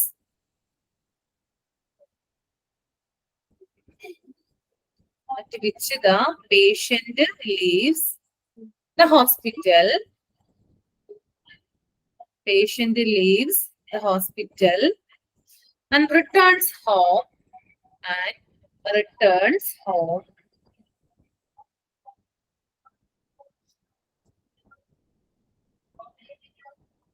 Or is transferred to another facility, or is transferred to another facility.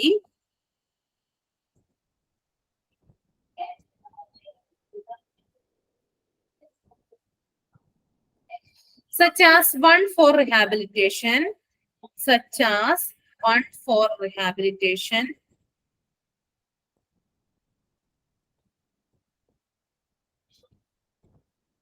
or to a nursing home, or to a nursing home.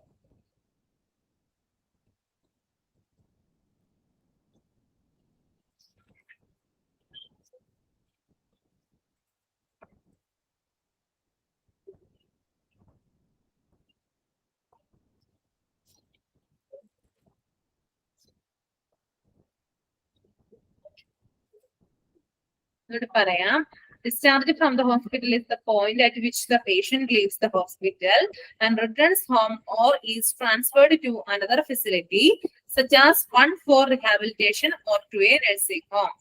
അതായത് ഇതിന്റെ meaning, ആശുപത്രിയിൽ നിന്നുള്ള discharge എന്നത് രോഗി ആശുപത്രി വിട്ട് ഒന്നുകിൽ വീട്ടിലേക്ക് മടങ്ങുന്നതിനോ അല്ലെങ്കിൽ പുനരധിവാസത്തിനോ അല്ലെങ്കിൽ നഴ്സിംഗ് ഹോമിലേക്കോ പോലുള്ള മറ്റൊരു സൗകര്യത്തിലേക്ക് മാറ്റുന്ന ഘട്ടമാണ്.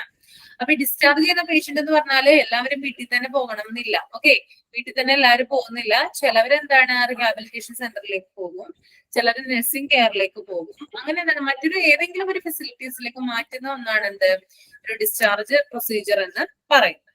ഓക്കെ, ഇനി അടുത്തത് നോക്കിയേ നിങ്ങള്, types of hospital discharge procedure. അതായത് ഡിസ്ചാർജ് പ്രൊസീജിയർ രണ്ട് ടൈപ്പ് ഉണ്ടെന്നാണ് പറയുന്നത് കേട്ടോ. ഫസ്റ്റ് ആദ്യത്തെ കൊടുത്തിരിക്കുന്നത് റൂട്ടീൻ ഡിസ്ചാർജ് ആണ്. രണ്ടാമത്തത് AMA ഡിസ്ചാർജ് എന്ന് കൊടുത്തിട്ടുണ്ട് കേട്ടോ. പിന്നെ ഇതാണ് ആ 3 തരത്തിൽ പറയുന്നത് കേട്ടോ. സോറി, 3 എണ്ണം പറയുന്നുണ്ട്. ഓക്കെ, ഞാൻ പറയാം. Types of hospital discharge procedure: routine discharge, AMA discharge, transfer to another health care facility, discharge to hospice palliative care. കുറച്ച് പറയുന്നുണ്ട്, അതെന്താണെന്ന് ഓരോന്നും നമുക്ക് എക്സ്പ്ലെയിൻ ചെയ്ത് നോക്കാം. അപ്പൊ പല ടൈപ്പിലുള്ള ഡിസ്ചാർജ് പ്രൊസീജിയർ ഉണ്ട്. അതിനകത്ത് ഫസ്റ്റ് വൺ ആണ് എന്ത്, റുട്ടീൻ ഡിസ്ചാർജ് കേട്ടോ. റുട്ടീൻ ഡിസ്ചാർജ് എന്ന് പറഞ്ഞാൽ എന്താണ്, ഇവിടെ തന്നെ കൊടുത്തിട്ടുണ്ട് അതിന്റെ മീനിങ്. എന്താ, നിങ്ങളൊന്ന് വായിച്ചോ, ഒന്ന് പറഞ്ഞേ, എന്താ റുട്ടീൻ ഡിസ്ചാർജ് മീനിങ് എന്താ? വായിക്കാൻ പറ്റുന്നില്ലേ? എന്താന്ന് വായിച്ചേ? Routine discharge is referred to അതല്ല, as അതല്ല, അതിന്റെ മീനിങ് മാത്രം വായിച്ചേ. ഇത് നേരെ കൊടുത്തേക്കണ കണ്ടോ, റുട്ടീൻ ഡിസ്ചാർജ് എന്ന് പറഞ്ഞു കൊടുത്തിട്ട് ഡോക്ടറിന്റെ അഡ്വൈസോടെ ഡിസ്ചാർജ് ചെയ്യുന്നു. A planned discharge on the advice doctors. അതായത് റൂട്ടീൻ ഡിസ്ചാർജ് എന്ന് പറഞ്ഞാല് പ്ലാൻ ചെയ്തിട്ടുള്ള ഒരു ഡിസ്ചാർജ് ആണ്. അത് ഡോക്ടറുടെ അഡ്വൈസ് മൂലമാണ് എന്ത് ചെയ്യുന്നത്, ആ ഡിസ്ചാർജ് ചെയ്യുന്നത്. അപ്പൊ പ്ലാൻഡ് ആയിട്ടുള്ള വളരെ ആസൂത്രിതമായിട്ടുള്ള ഒരു ഡിസ്ചാർജ് ആണെന്ത്, നേരത്തെ തന്നെ മുൻകൂട്ടി എന്താണ് കണക്കൂട്ടി വെച്ചിട്ടുള്ള ഒരു ഡിസ്ചാർജ് ആണിത് ഈ ഒരു റൂട്ടീൻ ഡിസ്ചാർജ് എന്ന് പറയുന്നത്. ഡോക്ടറുടെ അഡ്വൈസ് എന്തിനു വേണം, റൂട്ടീൻ ഡിസ്ചാർജിന് വേണം. ഓക്കെ, നമുക്കൊന്ന് എക്സ്പ്ലനേഷൻ വായിക്കാം അതിന്റെ. Routine discharge is referred to as a process of a patient being discharged from a hospital or healthcare facility, after getting medical treatment or care, the healthcare team will then provide the patient with information about their condition, medications, follow-up care, and any lifestyle changes necessary for them. അതായത് routine discharge എന്ന് പറയുന്നത് പതിവ് ഡിസ്ചാർജിനെയാണ് എന്ത് പറയുന്നത്, routine discharge എന്ന് പറയുന്നത് കേട്ടോ. Normal ഡിസ്ചാർജിനെ എന്ത് പറയുന്നത്, റൂട്ടീൻ ഡിസ്ചാർജ് എന്ന് പറയുന്നത്. നമുക്കൊക്കെ എന്താണ് സാധാരണയായിട്ട് നമ്മൾ ഹോസ്പിറ്റലിൽ കണ്ടുവരുന്ന ഒരു ഡിസ്ചാർജ് ആണ് എന്ത്, റൂട്ടീൻ ഡിസ്ചാർജ് എന്ന് പറയുന്നത്. ഇതൊരു നോർമൽ ഡിസ്ചാർജ് ആണ്.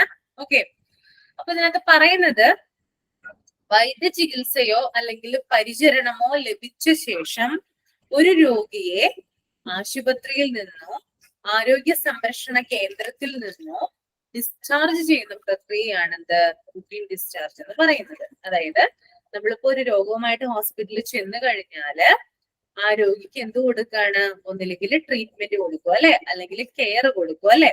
അങ്ങനെയുള്ള കാര്യങ്ങൾക്ക് ശേഷം, അതായത് ആ രോഗിക്ക് ട്രീറ്റ്മെന്റും കെയറും ലഭിച്ചതിന് ശേഷം ആ രോഗിയെ ആശുപത്രിയിൽ നിന്നോ അല്ലെങ്കിൽ ഏതെങ്കിലും ഒരു ആരോഗ്യ സംരക്ഷണ കേന്ദ്രമാണോ അതിൽ നിന്നോ മോചിപ്പിക്കുന്ന അല്ലെങ്കിൽ ഡിസ്ചാർജ് ചെയ്യുന്ന ഒരു പ്രക്രിയയാണ് എന്ത്, റുട്ടീൻ ഡിസ്ചാർജ്. ഈ റുട്ടീൻ ഡിസ്ചാർജിൽ എന്ന് പറഞ്ഞാല് ആ രോഗിക്ക് എന്ത് ലഭിച്ചിട്ടുണ്ടാവും, കറക്റ്റ് ആയിട്ട് പേഷ്യന്റിന്റെ കെയർ ലഭിച്ചിട്ടുണ്ടാകും, അതുകൂടാതെ ഡോക്ടറുടെ ട്രീറ്റ്മെന്റ് ലഭിച്ചിട്ടുണ്ടാവും കേട്ടോ, റുട്ടീൻ ഡിസ്ചാർജ് ചെയ്യുന്ന വ്യക്തിക്ക്. ഓക്കെ, ഇനി പറയുന്നത് തുടർന്ന് ഹെൽത്ത് കെയർ ടീം രോഗിക്ക് അവരുടെ അവസ്ഥ, അതായത് ഡിസ്ചാർജ് ചെയ്യുന്ന സമയത്ത് എന്ത് ചെയ്യും, ആ ഒരു ഹെൽത്ത് കെയർ ടീം ഉണ്ടാവില്ല, നഴ്സസ്മാരും അതുപോലെ ഡോക്ടേഴ്സ് ഒക്കെ ഉണ്ടാവില്ലേ, ആ ഒരു ഹെൽത്ത് കെയർ ടീം എന്ത് ചെയ്യും, അവരുടെ അവസ്ഥ, അതായത് അവരുടെ ഇപ്പോഴത്തെ കണ്ടീഷൻ എന്താണ്, അവർക്ക് കഴിക്കേണ്ട മരുന്നുകൾ എന്താണ്, പിന്നെ അവർ വീട്ടിൽ ചെന്നാൽ ചെയ്യേണ്ട കെയർ പരിചരണം എങ്ങനെയാണ്, പിന്നെ എന്താണ് അവർക്ക് അവരുടെ ട്രീറ്റ്മെന്റിന്റെ ഭാഗമായിട്ട് ലൈഫ് സ്റ്റൈലിൽ ചില ചേഞ്ചസ് വരുത്തണമെങ്കിൽ ഇപ്പൊ ഡയറ്റ്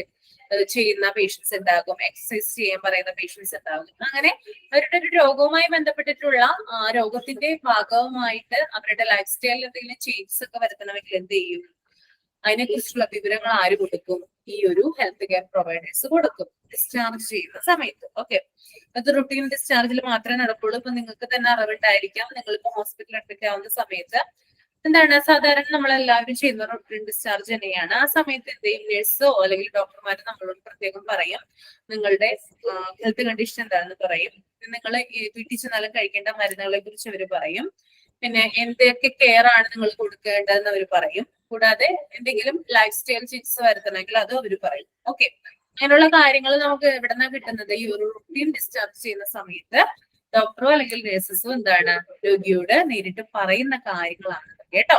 റുട്ടീൻ ഡിസ്ചാർജിൽ മാത്രമേ ഇത് നടക്കുള്ളൂ കേട്ടോ. ഓക്കെ, മനസ്സിലായോ റുട്ടീൻ ഡിസ്ചാർജ് എന്താണെന്ന്?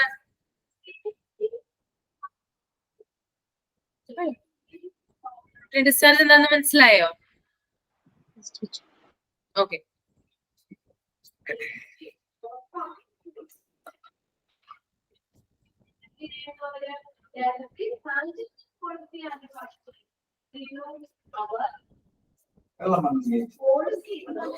ഇപ്പൊ ഈ റുട്ടീൻ ഡിസ്ചാർജിന്റെ ഒരു സ്റ്റെപ്സ് കൊടുത്തിട്ടുണ്ട്, അത് നിങ്ങൾ എഴുതിയെടുക്കുക കേട്ടോ, എന്തൊക്കെ സ്റ്റെപ്സ് ആണെന്ന്. അപ്പൊ ഞാൻ ഫസ്റ്റ് ആദ്യം ഞാൻ വായിക്കാം, അത് കഴിഞ്ഞിട്ട് നിങ്ങൾ നോട്ട് ചെയ്താൽ മതി. സ്റ്റെപ്സ് ഓഫ് പ്ലാൻഡ് ഡിസ്ചാർജ് കേട്ടോ. First one is written order by doctor. ആദ്യം തന്നെ എന്താണ്, ഡോക്ടറുടെ കയ്യിൽ നിന്ന് ഒരു റിട്ടേൺ ഓർഡർ നമുക്ക് ലഭിക്കുന്നു അല്ലെ, ഡിസ്ചാർജ് ആവാൻ വേണ്ടിയിട്ട്. ആദ്യം തന്നെ എന്താ ചെയ്യണ്ടേ, ഡോക്ടർ നമുക്കൊരു റിട്ടേൺ ഓർഡർ തരണം. ഓക്കെ, അതാണ് first step. Second one is discharge card. അപ്പോ നമുക്ക് ഡോക്ടറുടെ കയ്യിൽ നിന്ന് ആ ഒരു റിട്ടേൺ ആയിട്ടുള്ള ഒരു ഓർഡർ കിട്ടിക്കഴിഞ്ഞാൽ ഡിസ്ചാർജ് കാർഡ് നമുക്ക് റെഡിയാക്കും. Third one is informing other departments. അതായത് നമുക്ക് മറ്റു പല ഡിപ്പാർട്ട്മെന്റിന്റെ സേവനം ആവശ്യമുണ്ടെങ്കിൽ എന്താണ് അവരുടെ അടുത്ത് എന്ത് ചെയ്യും, നമ്മുടെ കാര്യങ്ങൾ അവർക്ക് വേണ്ടിയിട്ട് ഇൻഫോം ചെയ്യും. മറ്റു പല ഡിപ്പാർട്ട്മെന്റിന്റെ സേവനങ്ങൾ ആവശ്യമുണ്ടെങ്കിൽ മാത്രമാണ് ഇങ്ങനെ ചെയ്യുന്നത് കേട്ടോ. മറ്റു ഡിപ്പാർട്ട്മെന്റുകളെ അറിയിക്കും നമ്മൾ ഡിസ്ചാർജ് ആയി പോവുകയാണ്, നമ്മൾക്ക് വേണ്ട സേവനങ്ങൾ ചെയ്തു കൊടുക്കാനായിട്ട്. ഇനി cheque payment of the bills. അതായത് നമ്മുടെ പേയ്മെന്റും കാര്യങ്ങളും ഉണ്ടാവുമല്ലോ, അതായത് നമ്മൾ ട്രീറ്റ്മെന്റ് എടുക്കുമ്പോൾ എന്താണ് ആ സമയത്തല്ല നമ്മൾ പേയ്മെന്റ് ചെയ്യുന്നത് അല്ലെ, നമ്മൾ ഡിസ്ചാർജ് ആയി പോരുന്ന സമയത്താണ് നമ്മൾ ടോട്ടൽ ബിൽ എന്ത് ചെയ്യുന്നത്, പേ ചെയ്യുന്നത് അവിടെ. അപ്പോ നമ്മുടെ പേയ്മെന്റ് ബിൽസിന്റെ കാര്യങ്ങൾ ചെക്ക് ചെയ്യും. ഓക്കെ, ഇനി അടുത്തത് returning of the personal belongings. അതായത് നമ്മൾ നേരത്തെ പറഞ്ഞു, നമ്മൾ വാർഡിൽ അഡ്മിറ്റ് ആവുന്ന സമയത്ത് പേഷ്യന്റിന്റെ സ്വർണ്ണാഭരണങ്ങൾ അല്ലെ, ജ്വല്ലറി, പേഴ്സ്, ക്യാഷ്, ഇതൊക്കെ എന്താണ് പേഷ്യന്റ് റിലേറ്റീവ്സിനോട് കൊണ്ടുപോകാൻ പറയും. ഓക്കെ, അങ്ങനെ പേഷ്യന്റ് റിലേറ്റീവ്സ് ഇല്ലാത്ത സമയത്താണെങ്കിൽ എന്ത് ചെയ്യും, നമ്മുടെ റിസ്കിൽ അത് സൂക്ഷിക്കാൻ പറയും. അല്ലെങ്കിൽ അല്ലാത്ത പേഷ്യന്റ് ആണെങ്കിൽ എന്ത് ചെയ്യും, ഇത് കൊടുക്കുമ്പോൾ എന്താണ് ഹോസ്പിറ്റൽ അതോറിറ്റി അത് വാങ്ങിച്ചു കഴിഞ്ഞാൽ അത് ലേബൽ ചെയ്തിട്ട് എന്ത് ചെയ്യും, സ്റ്റോർ റൂമിൽ കീപ്പ് ചെയ്യും അല്ലെ. അതൊക്കെ നമ്മൾ കഴിഞ്ഞ ക്ലാസ്സിൽ പഠിച്ചതാണ്.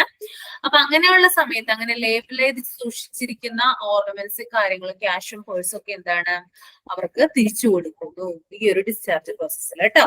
എന്നാൽ returning of the personal belongings. Next arrangement four transport. Okay, അതായത് അവർക്ക് വേണ്ടിയിട്ടുള്ള ട്രാൻസ്പോർട്ട് സംവിധാനങ്ങൾ എന്ത് ചെയ്യുന്നു, അറേഞ്ച് ചെയ്തു. ഓക്കെ, അതായത് രോഗിക്ക് വീട്ടിലെത്താനുള്ള ട്രാൻസ്പോർട്ടിങ് കാര്യങ്ങളൊക്കെ ചെയ്തു കൊടുക്കുന്നു. ലാസ്റ്റ് വൺ ഈസ് ഡോക്യുമെന്റേഷൻ ആണ്. അതായത് രോഗിയുമായി ബന്ധപ്പെട്ടുള്ള കാര്യങ്ങൾ, ഡോക്യുമെന്റേഷനും കാര്യങ്ങളൊക്കെ ഫയൽ ചെയ്ത് വെക്കുന്നതൊക്കെ എന്താണ് ഡോക്യുമെന്റേഷനിൽ വരുന്നതാണ് കേട്ടോ. ഫയൽ കാര്യങ്ങളൊക്കെ എടുത്തു വെക്കുന്നത് ഡോക്യുമെന്റേഷന്റെ ഭാഗമായിട്ടാണ്. ഇത്രയും കാര്യങ്ങളാണ് പ്ലാന്റ് ഡിസ്ചാർജിന്റെ സ്റ്റെപ്സ് എന്ന് പറയുന്നത് കേട്ടോ. അപ്പൊ ഒന്ന് എഴുതിയെടുക്കുക കേട്ടോ. സ്റ്റെപ്സ് ഓഫ് പ്ലാന്റ് ഡിസ്ചാർജ് എന്ന് എഴുതാം.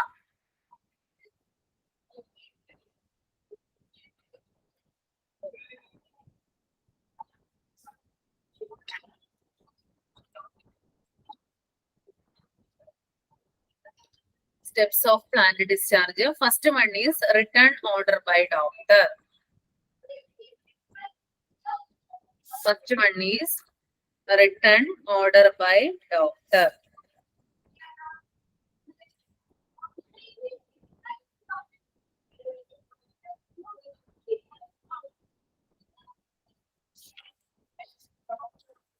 Written order by doctor.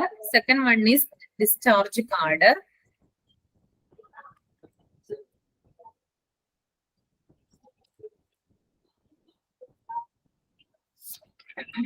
Second one is discharge card. Third is informing other departments. Third is informing other departments.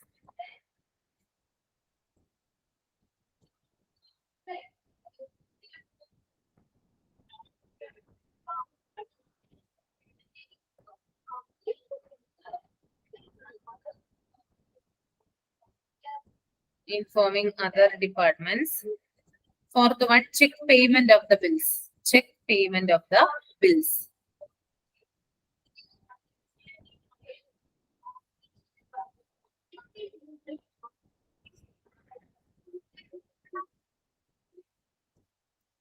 Fifth one, returning of the personal belongings.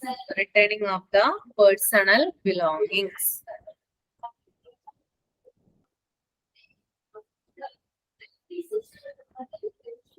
Sixth one is arrangement for transport. Sixth one is arrangement for transport.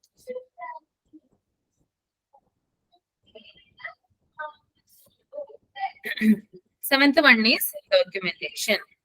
Seventh one is documentation.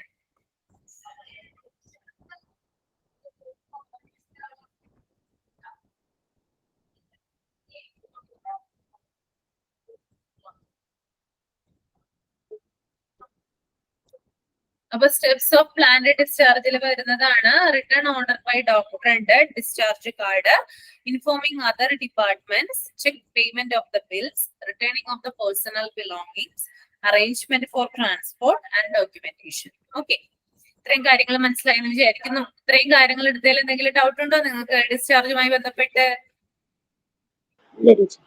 ഇല്ല, മനസ്സിലായല്ലേ? പക്ക clear അല്ലേ? അല്ലേ? ഒരു ഉഷാറില്ലല്ലോ, ഒടിഞ്ഞു തൂങ്ങിയിരിക്കുന്ന അവസ്ഥയാണ് നിങ്ങളുടെ. കുറച്ചും കൂടി energetic ആവണം കേട്ടോ.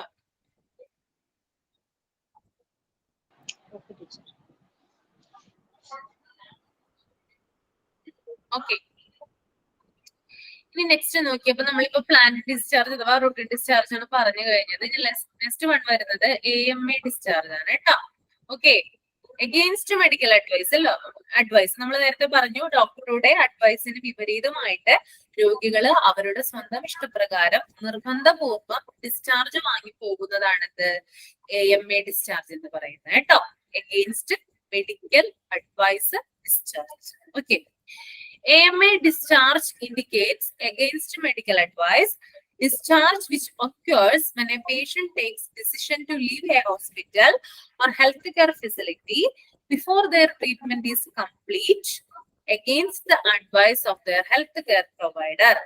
AMA discharge may occur for a variety of reasons, including a desire to leave the hospital early, disagreement with the recommended treatment plan, or defect with the quality of care. ഈ ഒരു AMA discharge എന്ന് പറയുന്നത് this is against medical advice അല്ലെ, അതായത് ഡോക്ടറുടെ ഉപദേശത്തിന് വിരുദ്ധമായിട്ടാണ് ഈ ഒരു discharge ഹോസ്പിറ്റലിൽ നടക്കുന്നത്. ഓക്കെ, അപ്പോ ഒരു രോഗി അവരുടെ ചികിത്സ പൂർത്തിയാക്കുന്നതിന് മുമ്പ്, ഓക്കെ, അതായത് കംപ്ലീഷൻ ഓഫ് ട്രീറ്റ്മെന്റിന് മുമ്പായിട്ട് ഒരു ആശുപത്രി അല്ലെങ്കിൽ ഒരു ആരോഗ്യ സംരക്ഷണ കേന്ദ്രം വിടാനായിട്ട് തീരുമാനിക്കും. ഓക്കെ, ഫസ്റ്റ് പ്രോസസ് സ്റ്റെപ്പ് എന്താണ്? അതായത് ഒരു രോഗി തന്നെ തീരുമാനിക്കുകയാണ് അയാളുടെ ട്രീറ്റ്മെന്റ് അവിടെ കംപ്ലീറ്റ് ആകുന്നതിന് മുമ്പ് ആ ഒരു ആശുപത്രി വിടാനായിട്ട് തീരുമാനിക്കുന്നു. അവരെന്ത് ചെയ്യുന്നു? അവരുടെ ഡോക്ടറുടെ ഉപദേശത്തിന് എതിരായിട്ടാണ് ഇത് സംഭവിക്കുന്നത് അല്ലെ. ഡോക്ടർ പറയുന്നതിന് ഓപ്പോസിറ്റ് ആയിട്ട് എന്ത് ചെയ്യുന്നത്? ഇയാൾ ചിന്തിക്കുന്നത് അല്ലെ, പോണം എന്ന്. ഓക്കെ, അപ്പൊ AMA ഡിസ്ചാർജിന് പല കാരണങ്ങളുണ്ട്, including a desire to leave the hospital early, നേരത്തെ ആശുപത്രി വിടാനുള്ള ആഗ്രഹം. ഓക്കെ, അപ്പൊ AMA ഡിസ്ചാർജ് നടക്കുന്നത് പല കാരണങ്ങൾ കൊണ്ടാണ്. ഒന്നാമത്തത് നേരത്തെ തന്നെ ആശുപത്രി വിടാനുള്ള ആഗ്രഹം. അതായത് ഞാൻ പറഞ്ഞു, ചില പേഷ്യൻസിന് ഹോസ്പിറ്റൽ അന്തരീക്ഷം അത്ര പെട്ടെന്ന് ക്ലിക്ക് ആവണം എന്നില്ല. അതായത് ആ ഒരു എന്താ പറയാ അഡാപ്റ്റബിലിറ്റി, അതായത് ഒരു പൊരുത്തപ്പെടൽ കുറവായിരിക്കും ഹോസ്പിറ്റലുമായിട്ട്. അപ്പൊ അങ്ങനെയുള്ള പേഷ്യന്റ് ആണെങ്കിൽ ഒട്ടും കിടക്കില്ല ഹോസ്പിറ്റലൊക്കെ. അപ്പൊ അവരെന്ത് ചെയ്യാണ്? നേരത്തെ തന്നെ പോവാനായിട്ട് തീരുമാനിക്കുകയാണ്. അപ്പൊ അങ്ങനെ വരുമ്പോൾ എന്താണ്? AMA ഡിസ്ചാർജ് ആണ് നടക്കുന്നത്. ഇനി രണ്ടാമത്തത് disagreement with the recommended treatment plan. Okay, disagreement ഇവിടെ കൊടുത്തിട്ടുണ്ട്. Disagreement with the recommend treated plan, അതായത് ചികിത്സാ രീതികളോടുള്ള വിയോജിപ്പ്. അത് ഞാൻ പറഞ്ഞു, എന്താണ്, ചില പേഷ്യൻസിന് അവിടെ കൊടുക്കുന്ന ട്രീറ്റ്മെന്റ്, ഡോക്ടർ കൊടുക്കുന്ന ട്രീറ്റ്മെന്റ് അല്ലെങ്കിൽ ഹോസ്പിറ്റലിൽ കൊടുക്കുന്ന സർവീസുകളൊക്കെ എന്താണ് ഇഷ്ടപ്പെട്ടെന്ന് വരില്ല, അവരതിനകത്ത് സ്യൂട്ട് ആവണമെന്നില്ല. അപ്പൊ അങ്ങനെയുള്ള പേഷ്യൻസ് ആകുമ്പോൾ എന്താണ് അതിനോട് വിയോജിപ്പുണ്ടാവും അല്ലെ, ഒരു ഡിസഗ്രിമെന്റ് ഉണ്ടാകും. അപ്പൊ അങ്ങനെയുള്ള പേഷ്യന്റ് എന്ത് ചെയ്യുന്നു?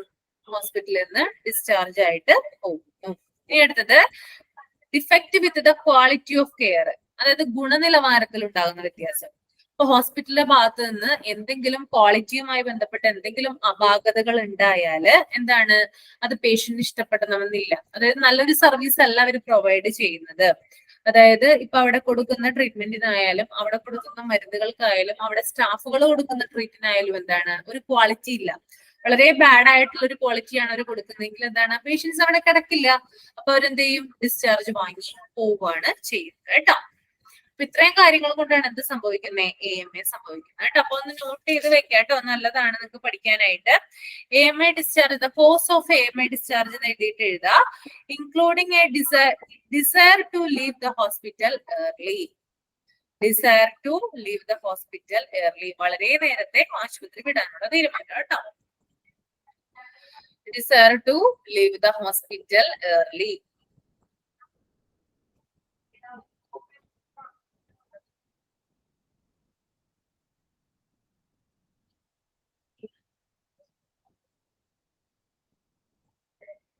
ഇനി disagreement with the recommended treatment plan, അതായത് എന്താ പറയാ ആശുപത്രിയിലെ ചികിത്സാ രീതികളോടുള്ള വിയോജിപ്പ് കേട്ടോ.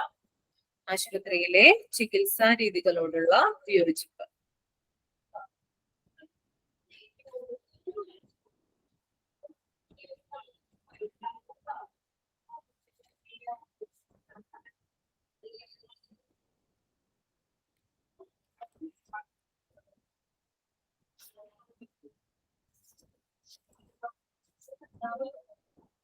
ഇനി മൂന്നാമത്തത് defect with the quality of care. Quality of കെയറുമായി ബന്ധപ്പെട്ടിട്ട് കേട്ടോ, എന്താണ്, ഗുണനിലവാരത്തിൽ ഉണ്ടാകുന്ന വ്യത്യാസം എന്ത് ചെയ്യുന്നുണ്ട്?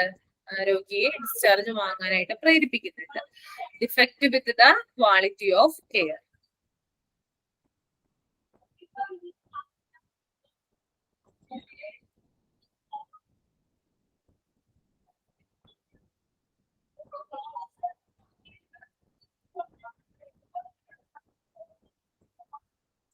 ഓക്കെ, ഇനി നോക്കിയേ നിങ്ങള് AMA ഫോം കണ്ടെയ്ൻസ്, ഇവിടെ ഒരു ഫോം കൊടുത്തിട്ടുണ്ട് കേട്ടോ.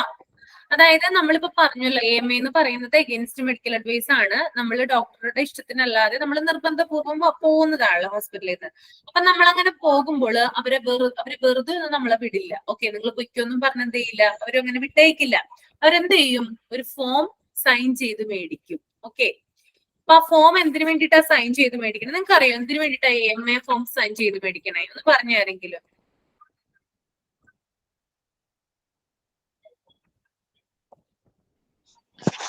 പേഷ്യൻസിന് എന്തെങ്കിലും പിന്നീട് സംഭവം അസുഖം എന്തെങ്കിലും കൂടിയാൽ ഹോസ്പിറ്റൽ ഡോക്ടേഴ്സ് റെസ്പോൺസിബിൾ അല്ല. ഓക്കെ, അതെ, വെരി ഗുഡ് കേട്ടോ. ഒന്നില്ലെങ്കിൽ എന്താണ്, പേഷ്യന്റ് പോകുന്ന വഴിയിലോ പേഷ്യന്റ് നില ഗുരുതരം ക്രിട്ടിക്കൽ ആവുകയാണെങ്കിലോ അല്ലെങ്കിൽ പേഷ്യന്റ് മരണം സംഭവിക്കുകയോ ചെയ്താൽ എന്താണ്, ഹോസ്പിറ്റലിലെ ഭാഗത്തു നിന്നായിരിക്കും തെറ്റു വരിക അല്ലെ? കാരണം എന്താണ്, വെറുതെ പറഞ്ഞേക്കല്ലേ ചെയ്തത്. അപ്പൊ അങ്ങനെ അവർക്ക് എന്താണ് യാതൊരു വിധത്തിലുള്ള പ്രശ്നങ്ങൾ ഉണ്ടാവാതിരിക്കാൻ വേണ്ടിയിട്ട് എന്ത് ചെയ്യും, ഈ രോഗിയുടെ ഭാഗത്തു നിന്നോ അല്ലെങ്കിൽ രോഗിയുടെ റിലേറ്റീവ്സിന്റെ ഭാഗത്തു നിന്നോ ഈ ഒരു കൺസെന്റ് ഫോം സൈൻ ചെയ്ത് മേടിക്കും. അപ്പോ എന്താണ്, ഇങ്ങനെ പോകുന്ന രോഗികൾക്ക് എന്തെങ്കിലും മരണമോ അല്ലെങ്കിൽ അവരുടെ നില ഗുരുതരമാവുകയോ ചെയ്താല് ഭാവിയിൽ എന്താണ്, പോലീസ് അന്വേഷണവും കാര്യങ്ങളൊക്കെ ഉണ്ടാവുമല്ലോ. അങ്ങനെ വരുമ്പോൾ തന്നെ അവർക്ക് നേരിട്ട് ഈ ഒരു ഫോം കാണിച്ചാൽ മതി. കാരണം എന്താണ്, ആ രോഗി നിർബന്ധപൂർവ്വം ഇവിടുന്ന് പോയതാണ് എന്ന് പറഞ്ഞാൽ മതി. കാരണം അപ്പൊ ഒരു ഹോസ്പിറ്റലിലെ ഭാഗത്ത് നിന്ന് എന്ത് വരില്ല, തെറ്റ് പ്രോബ്ലം ഒന്നും അല്ലെങ്കിൽ അവരുടെ ഭാഗത്ത് നിന്ന് ആ ഒരു മിസ്റ്റേക്ക് ഉണ്ടാവില്ല. അത് ഉണ്ടാവാതിരിക്കാൻ വേണ്ടിയിട്ടാണ് ഈ ഒരു പ്രൊട്ടക്ഷൻ എന്ന രീതിക്കാണ് എന്ത് ചെയ്യുന്നത്, ഹോസ്പിറ്റൽ അതോറിറ്റി ഈ ഒരു ഫോം കൺസെന്റ് അവരുടെ കയ്യിൽ നിന്ന് സൈൻ ചെയ്ത് മേടിക്കുന്നത്. അപ്പൊ നമുക്ക് നോക്കാം എന്താണ് ഈ ഒരു AMA ഫോം കണ്ടെയ്ൻ, അതായത് ഈ ഒരു ഫോമിൽ എന്തൊക്കെയാണ് പറഞ്ഞിരിക്കുന്നത് നോക്കാം കേട്ടോ. Okay, I am leaving the hospital ward against the medical advice.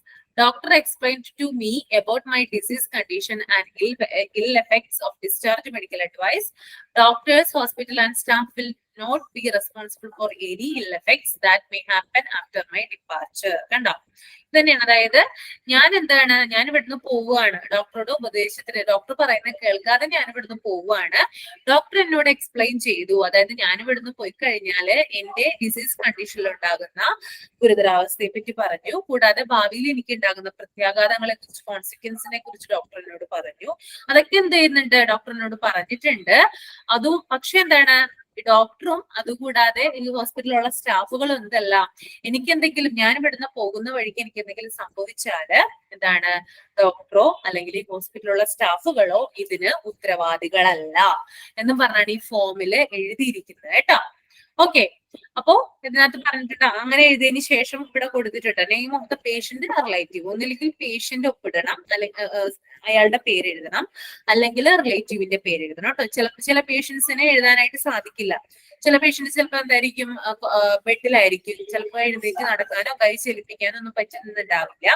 അപ്പൊ എന്ത് ചെയ്യണം, പേഷ്യന്റ് റിലേറ്റീവിന്റെ പേര് എഴുതണം, പിന്നെ റിലേഷൻ എഴുതണം. അപ്പൊ പേഷ്യന്റ് റിലേറ്റീവ് ആണെങ്കിൽ എന്താണ്, അച്ഛനാണോ അമ്മയാണോ ഭാര്യയാണോ മകനാണോ ആ ഉള്ള റിലേഷൻ എഴുതണം.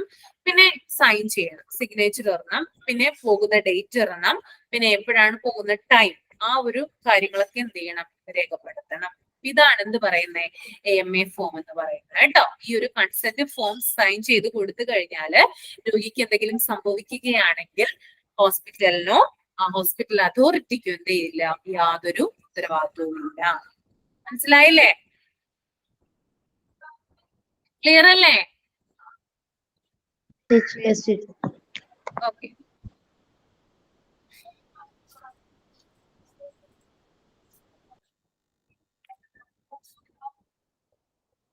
ഞാൻ നിങ്ങൾക്ക് ഡിസ്ചാർജ് അബ്രിവിയേഷൻസ് തന്നിട്ടുണ്ടായിരുന്നു, ലാമ, ഡാമ, സാമ തന്നിരുന്നോ? ഓർമ്മയുണ്ടോ? നോക്കിയ നോട്ടില് അബ്രിവിയേഷൻസ് തന്നിട്ടുണ്ടായിരുന്നോ എഗെയിൻസ്റ്റ് മെഡിക്കൽ അഡ്വൈസിന്റെ? തന്നല്ലേ? ഓക്കെ. എന്നിട്ട് ലാമ എന്താണ്? LAMA leave against medical advice.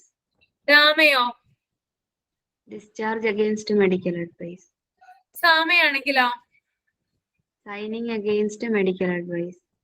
DAOR ആണെങ്കിലോ? Discharge at own risk. Okay. DOPRോ? Discharge on patient request. Okay. ഇനി ഡ്രാമയാണെങ്കിലോ? Discharge request against medical advice. Okay. അപ്പൊ ഇതൊക്കെ എന്താണ് ഇപ്പൊ ഈ കുട്ടി വായിച്ച കാര്യങ്ങളൊക്കെ എന്താണ് AMI ബന്ധപ്പെട്ട ചില മെഡിക്കൽ അബ്രീവിയേഷൻസ് ആണ്. ഏകദേശം എല്ലാം സിമിലർ ആണ്. പിന്നെ അതിന്റെ പേര് പോലെ തന്നെ എന്താണ് ചില വ്യത്യാസങ്ങൾ വരുന്നുണ്ട് അതിനകത്ത് കേട്ടോ. അത് ഞാൻ പറഞ്ഞു തരാം. ഇമ്പോർട്ടന്റ് ആയിട്ടുള്ളത് മാത്രം പറഞ്ഞു തരുന്നുള്ളൂ. ആദ്യം ഡാമ എന്താണെന്ന് നോക്കാം കേട്ടോ. ഡാമ എന്ന് പറയുന്നത് എന്താണ്? ഡിസ്ചാർജ് എഗെയിൻസ്റ്റ് മെഡിക്കൽ അഡ്വൈസ് ആണ് കേട്ടോ. അതായത് ഡാമയില് ഈ ഡാമ കൊടുക്കുമ്പോ, അതായത് ഡിസ്ചാർജ് എഗെയിൻസ്റ്റ് മെഡിക്കൽ അഡ്വൈസ് കൊടുക്കുമ്പോൾ ഡോക്ടർ എന്താ ചെയ്യുന്നേ? ഈ ഡാമ കൊടുക്കുന്നതിന് മുമ്പായിട്ട് ഡോക്ടർ ഈ രോഗിക്ക് കണ്ടിന്യൂസ് ആയിട്ടുള്ള ഒരു ചികിത്സ അവിടെ ചെയ്യാനായിട്ട് പറയുന്നുണ്ട്. ഡോക്ടർ പറയുന്നുണ്ട് നിങ്ങൾ ഇവിടെ തന്നെ കിടക്കൂ, നിങ്ങൾക്ക് തുടർ ചികിത്സ ആവശ്യമാണെന്ന് ആര് പറയുന്നുണ്ട്? ഡോക്ടർ പറയുന്നുണ്ട്. പക്ഷെ രോഗി എന്ത് ചെയ്യാണ്? നിർബന്ധിതമായിട്ട് ഡിസ്ചാർജ് ചെയ്യാനായിട്ട് ആഗ്രഹിക്കുന്നു. അപ്പൊ രോഗിക്ക് എന്താണ് എന്തായാലും ഇവിടെ നിന്ന് പോണം എന്നുള്ളൊരു മൈൻഡിൽ നിൽക്കുകയാണ് രോഗി. ഓക്കെ, അപ്പൊ ഈ ഒരു കണ്ടീഷനില് നിർബന്ധിത ഡിസ്ചാർജിന്റെ അപകട സാധ്യത ഡോക്ടർ എന്ത് ചെയ്യാണ്? രോഗിക്ക് വിശദീകരിച്ചു കൊടുക്കുന്നു. അപ്പൊ ഡോക്ടർ പറയുന്നുണ്ട് നിങ്ങൾ ഇവിടെ എന്തായാലും കിടക്കണം, നിങ്ങൾക്ക് എന്തായാലും ഇവിടെയുള്ള തുടർ ചികിത്സ നിങ്ങൾക്ക് ആവശ്യമാണ്. പക്ഷെ രോഗി ഇതിന് സമ്മതിക്കുന്നില്ല. അപ്പൊ ഇവിടെ നിന്ന് പോയാലുണ്ടാകുന്ന ദൂഷ്യഫലങ്ങളെ കുറിച്ചിട്ട് ആര് പറഞ്ഞു കൊടുക്കുന്നു? ഡോക്ടർ പറഞ്ഞു കൊടുക്കുന്നു. അപ്പോ എന്താ പറയുന്നേ? അത് പറഞ്ഞിട്ട് എന്ത് ചെയ്യുന്നില്ല? ഇയാളെ സമ്മതിക്കുന്നില്ല, രോഗി സമ്മതിക്കുന്നില്ല. ലാസ്റ്റ് എന്ത് ചെയ്യാണ്? ഡോക്ടർ എന്ത് ചെയ്യാണ്? രോഗിക്ക് കൺസെന്റ് ഫോം കൊടുക്കുകയാണ് ചെയ്യുന്നത് കേട്ടോ. കൺസെന്റ് ഫോം എന്ത് ചെയ്യും? പിന്നെ സൈൻ ചെയ്യും അല്ലെ? ഓക്കെ, ഈ കൺസെന്റിൽ ഞാൻ പറഞ്ഞു ചില കാര്യങ്ങൾ പറഞ്ഞിട്ടുണ്ട്. അപ്പൊ ഈ ഒരു ഡാമയുടെ അപകട സാധ്യതകള് ഈ ഒരു കൺസെന്റ് ഫോമിൽ വിശദീകരിച്ചിട്ടുണ്ടെന്നും കോൺസിക്വൻസിനെ കുറിച്ച് പറഞ്ഞിട്ടുണ്ടെന്നും പേഷ്യന്റ് എന്ത് ചെയ്യണം? ഒരു ഡിക്ലറേഷൻ നടത്തണം ആ കൺസെന്റിൽ കേട്ടോ. ഒപ്പിടണം എന്നാണ് ഉദ്ദേശിക്കുന്നത്. അപ്പോ ഡോക്ടറുടെ ഉപദേശത്തിന് വിരുദ്ധമായി രോഗികളുടെ അല്ലെങ്കിൽ കുടുംബാംഗങ്ങളുടെ തീരുമാനത്തെ ഇൻഫോംഡ് റിഫ്യൂസൽ എന്നാണ് വിളിക്കുന്നത് കേട്ടോ. അപ്പൊ അതിന്റെ പ്രത്യേകമായിട്ടുള്ള ഒരു പേരുണ്ട് കേട്ടോ. അതായത് ഇപ്പൊ ഡോക്ടർ പറയുന്നത് കേൾക്കുന്നില്ല, അല്ലെങ്കിൽ ആ ഹോസ്പിറ്റൽ പറയുന്നത് ആ രോഗിയോ രോഗിയുടെ ബന്ധുക്കളോ കേൾക്കുന്നില്ല എങ്കിൽ അവര് ഇവരുടെ ഓപ്പോസിറ്റ് ആയിട്ടുള്ള ഡിസിഷൻ ആണ് എടുത്തിട്ടുള്ളതെങ്കിൽ ആ ഒരു തീരുമാനത്തെ പറയുന്ന പേരാണെന്ത്? Informed refusal. ഓക്കെ, ഞാൻ അതുകൂടി പറയും. ഇപ്പൊ ഡോക്ടർ പറയാണ് നിങ്ങൾ പോവണ്ടെന്ന് പറയാണ്. ഓക്കെ, പക്ഷെ രോഗിയും രോഗിയുടെ റിലേറ്റീവ്സും പറയാണ് ഇല്ല ഞങ്ങൾക്ക് പോകണം, അതാണ് ഞങ്ങളുടെ തീരുമാനം എന്ന് അറിയിക്കുകയാണ്. അപ്പൊ അങ്ങനെയുള്ള ഒരു തീരുമാനത്തിനെ പറയുന്ന പേരാണ്, ഒരു ഡിസിഷനെ പറയുന്ന പേരാണ് ഇൻഫോംഡ് റിഫ്യൂസൽ. അതൊന്ന് എഴുതി വെച്ചു കേട്ടോ. ഡോക്ടറുടെ ഉപദേശത്തിന് വിരുദ്ധമായി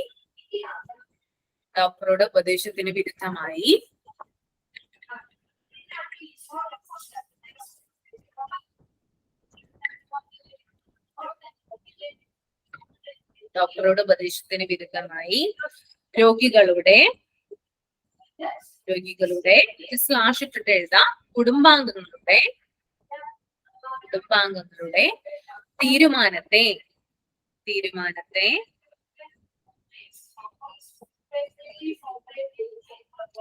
ഇൻഫോംഡ്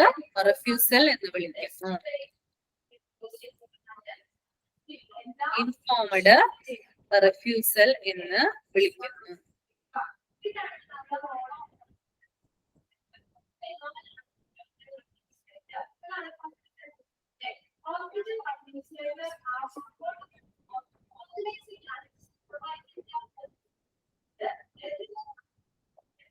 ഓക്കെ, ഇനി അടുത്തത് പറയാനുള്ളത്, അതായത് ഈ ഡാമ ഈ രോഗിക്ക് കൊടുക്കുമ്പോൾ ഡോക്ടറുമായിട്ട് ആലോചിച്ചിട്ടാണ് കൊടുക്കുന്നത്. കാരണം എന്താണ്? ഞാൻ ആദ്യമേ തന്നെ പറഞ്ഞു, ഡോക്ടർ എന്താ പറയുന്നുണ്ട്? തുടർ ചികിത്സ ആവശ്യമാണെന്ന്. അതായത് ഒരു രോഗി ആശുപത്രി വിടണമെന്ന് തീരുമാനിച്ചാൽ ഡോക്ടറുമായിട്ട് നേരിട്ട് സംസാരിക്കുമല്ലോ. സംസാരിക്കുമ്പോഴാണ് ഡോക്ടർ എന്ത് പറയുന്നത്? തുടർ ചികിത്സ ആവശ്യമാണ്, നിങ്ങൾ പോകണ്ടെന്ന് പറയുമ്പോൾ ഇല്ല അയാൾക്ക് പോയേ തീരുള്ളൂ. അപ്പൊ എന്ത് ചെയ്യും? പിന്നെ കോൺസിക്വൻസിനെ കുറിച്ച് പറഞ്ഞു കൊടുക്കും അല്ലെ. അങ്ങനെ പറഞ്ഞു കൊടുക്കുമ്പോൾ എന്ത് ചെയ്യാണ്? ഇയാളുടെ തീരുമാനം ഇയാൾ മാറ്റുന്നില്ല, ഇയാളുടെ ഡിസിഷൻ തന്നെ ഉറച്ചു നിൽക്കുകയാണ്. അതിനെയാണ് ഇൻഫോംഡ് റിഫ്യൂസൽ എന്ന് പറയുന്നത്. പക്ഷെ എന്ത് ചെയ്യുന്നുണ്ട്? ഡോക്ടറുമായിട്ട് ഡിസ്കസ് ചെയ്യുന്നുണ്ട്, പോണ കാര്യം ഇവർ പറയുന്നുണ്ട്, ഒളിച്ചു വെക്കുന്നില്ല കേട്ടോ. ഒളിച്ചു വെക്കുന്നില്ല, കാരണം നേരിട്ട് ഡയറക്റ്റ് ആയിട്ടാണ് ചെന്ന് പറയുന്നത്. ഓക്കെ, അപ്പൊ അങ്ങനെ ഡോക്ടറുമായിട്ട് ആലോചിക്കുന്നതിനാൽ എന്ത് ചെയ്യണം? ഇവരിവിടുന്ന് പോകുമ്പോൾ എന്ത് കൊടുക്കണം? ഡിസ്ചാർജ് സമ്മറി ഡോക്ടർ പ്രൊവൈഡ് ചെയ്യണം. ഓക്കെ, ഒരു കേസ് ഉണ്ട് കേട്ടോ ഇതിനകത്ത്. ഡോക്ടറുമായിട്ട് ആലോചിച്ചാണ് ഈ ഒരു ഡിസിഷൻ എടുത്തിരിക്കുന്നത് ഈ പേഷ്യന്റ്. അപ്പൊ ആ രോഗിക്ക് എന്തായാലും എന്ത് കൊടുത്തിരിക്കണം? Discharge summary കൊടുത്തിരിക്കണം. ആര്? ഡോക്ടർ കൊടുത്തിരിക്കണം കേട്ടോ. ഓക്കെ, ഇനി നിയമപരമായിട്ടുള്ള ആവശ്യം കണക്കിലെടുത്ത് ഡാമ രേഖകൾ നിർബന്ധമായും ആശുപത്രിയിൽ സൂക്ഷിക്കേണ്ടതാണ്. അപ്പോ ഞാൻ പറഞ്ഞു, എന്താ പറയാ, കൺസെന്റ് ആയാലും ആ പേഷ്യന്റുമായി റിലേറ്റ് ചെയ്തിട്ടുള്ള ഫയൽസ് ആയാലും എന്താണ് മസ്റ്റ് ആയിട്ട് എവിടെ സൂക്ഷിക്കണം? ഈ ഒരു ആശുപത്രിയില് ഈ ഒരു ഡാമ വാങ്ങിച്ചു പോയിട്ടുള്ള പേഷ്യന്റിന്റെ റെക്കോർഡ്സ് സൂക്ഷിക്കേണ്ട ആവശ്യകത ഉണ്ട്. ഓക്കെ, ഇനി ഇതിന്ന് ലാമ എങ്ങനെയാണ് വ്യത്യാസപ്പെട്ടിരിക്കുന്നത് നോക്കാം. ലാമ എന്ന് പറയുന്നത് എന്താണ്? ലീവ് അഗെയിൻസ്റ്റ് മെഡിക്കൽ അഡ്വൈസ് ആണ് അല്ലെ. ലാമ എന്ന് പറയുന്നത് ഡിസ്ചാർജ് അഗെയിൻസ്റ്റ് മെഡിക്കൽ അഡ്വൈസ് ആണ്. ലാമ ലീവ് അഗെയിൻസ്റ്റ് മെഡിക്കൽ അഡ്വൈസ് ആണ്. അപ്പോ ഈ ലാമയിൽ എന്ന് പറഞ്ഞാല് ഈ കൺസെന്റ് ഫോമില് ആര് സൈൻ ചെയ്യുന്നില്ല? പേഷ്യൻസ് സൈൻ ചെയ്യുന്നില്ല. ഓക്കെ, പേഷ്യന്റ് എന്ത് ചെയ്യുന്നില്ല? സൈൻ ചെയ്യാനായിട്ട് സമ്മതിക്കുന്നില്ല. പേഷ്യന്റോ അല്ലെങ്കിൽ അതിന്റെ ഫാമിലിയോ സൈൻ ചെയ്യാനായിട്ട് സമ്മതിക്കുന്നില്ല എങ്കിൽ ഈ ഡോക്ടറിന് എന്ത് കൊടുക്കണ്ട? ഡിസ്ചാർജ് സമ്മറി പ്രൊവൈഡ് ചെയ്യണ്ട. ഓക്കെ, അപ്പൊ അത് ലാമയാകും. മറ്റേത് ഡാമ, ഇത് ലാമ കേട്ടോ. ഡാമയിൽ എന്ത് ചെയ്യുന്നുണ്ട്? ഡോക്ടർമാരായിട്ട് കൂടി ആലോചിച്ചിട്ട് എന്ത് ചെയ്യുന്നുണ്ട്? കൺസെന്റ് ഫോമിൽ സൈൻ ചെയ്യുന്നുണ്ട്. അപ്പൊ നമുക്ക് ഡിസ്ചാർജ് സമ്മറി പ്രൊവൈഡ് ചെയ്യാം. എന്നാൽ ലാമ കേസിൽ വരുമ്പോൾ ഡോക്ടറുമായിട്ട് ആലോചിക്കുന്നുണ്ട്, പക്ഷെ ഡോക്ടറുടെ അഡ്വൈസ് പ്രകാരം എന്ത് ചെയ്യുന്നില്ല? കൺസെന്റ് ഫോമിൽ സൈൻ ചെയ്യുന്നില്ല. അപ്പൊ എന്ത് ചെയ്യണ്ട? ഡോക്ടർ എന്ത് ചെയ്യണ്ട? ഡിസ്ചാർജ് സമ്മറി കൊടുക്കേണ്ട ആവശ്യമില്ല. അത് നേരെ ലാമയാകും. ഓക്കെ, രണ്ടു തമ്മിലുള്ള വ്യത്യാസം മനസ്സിലായോ? മനസ്സിലായി. ഓക്കെ,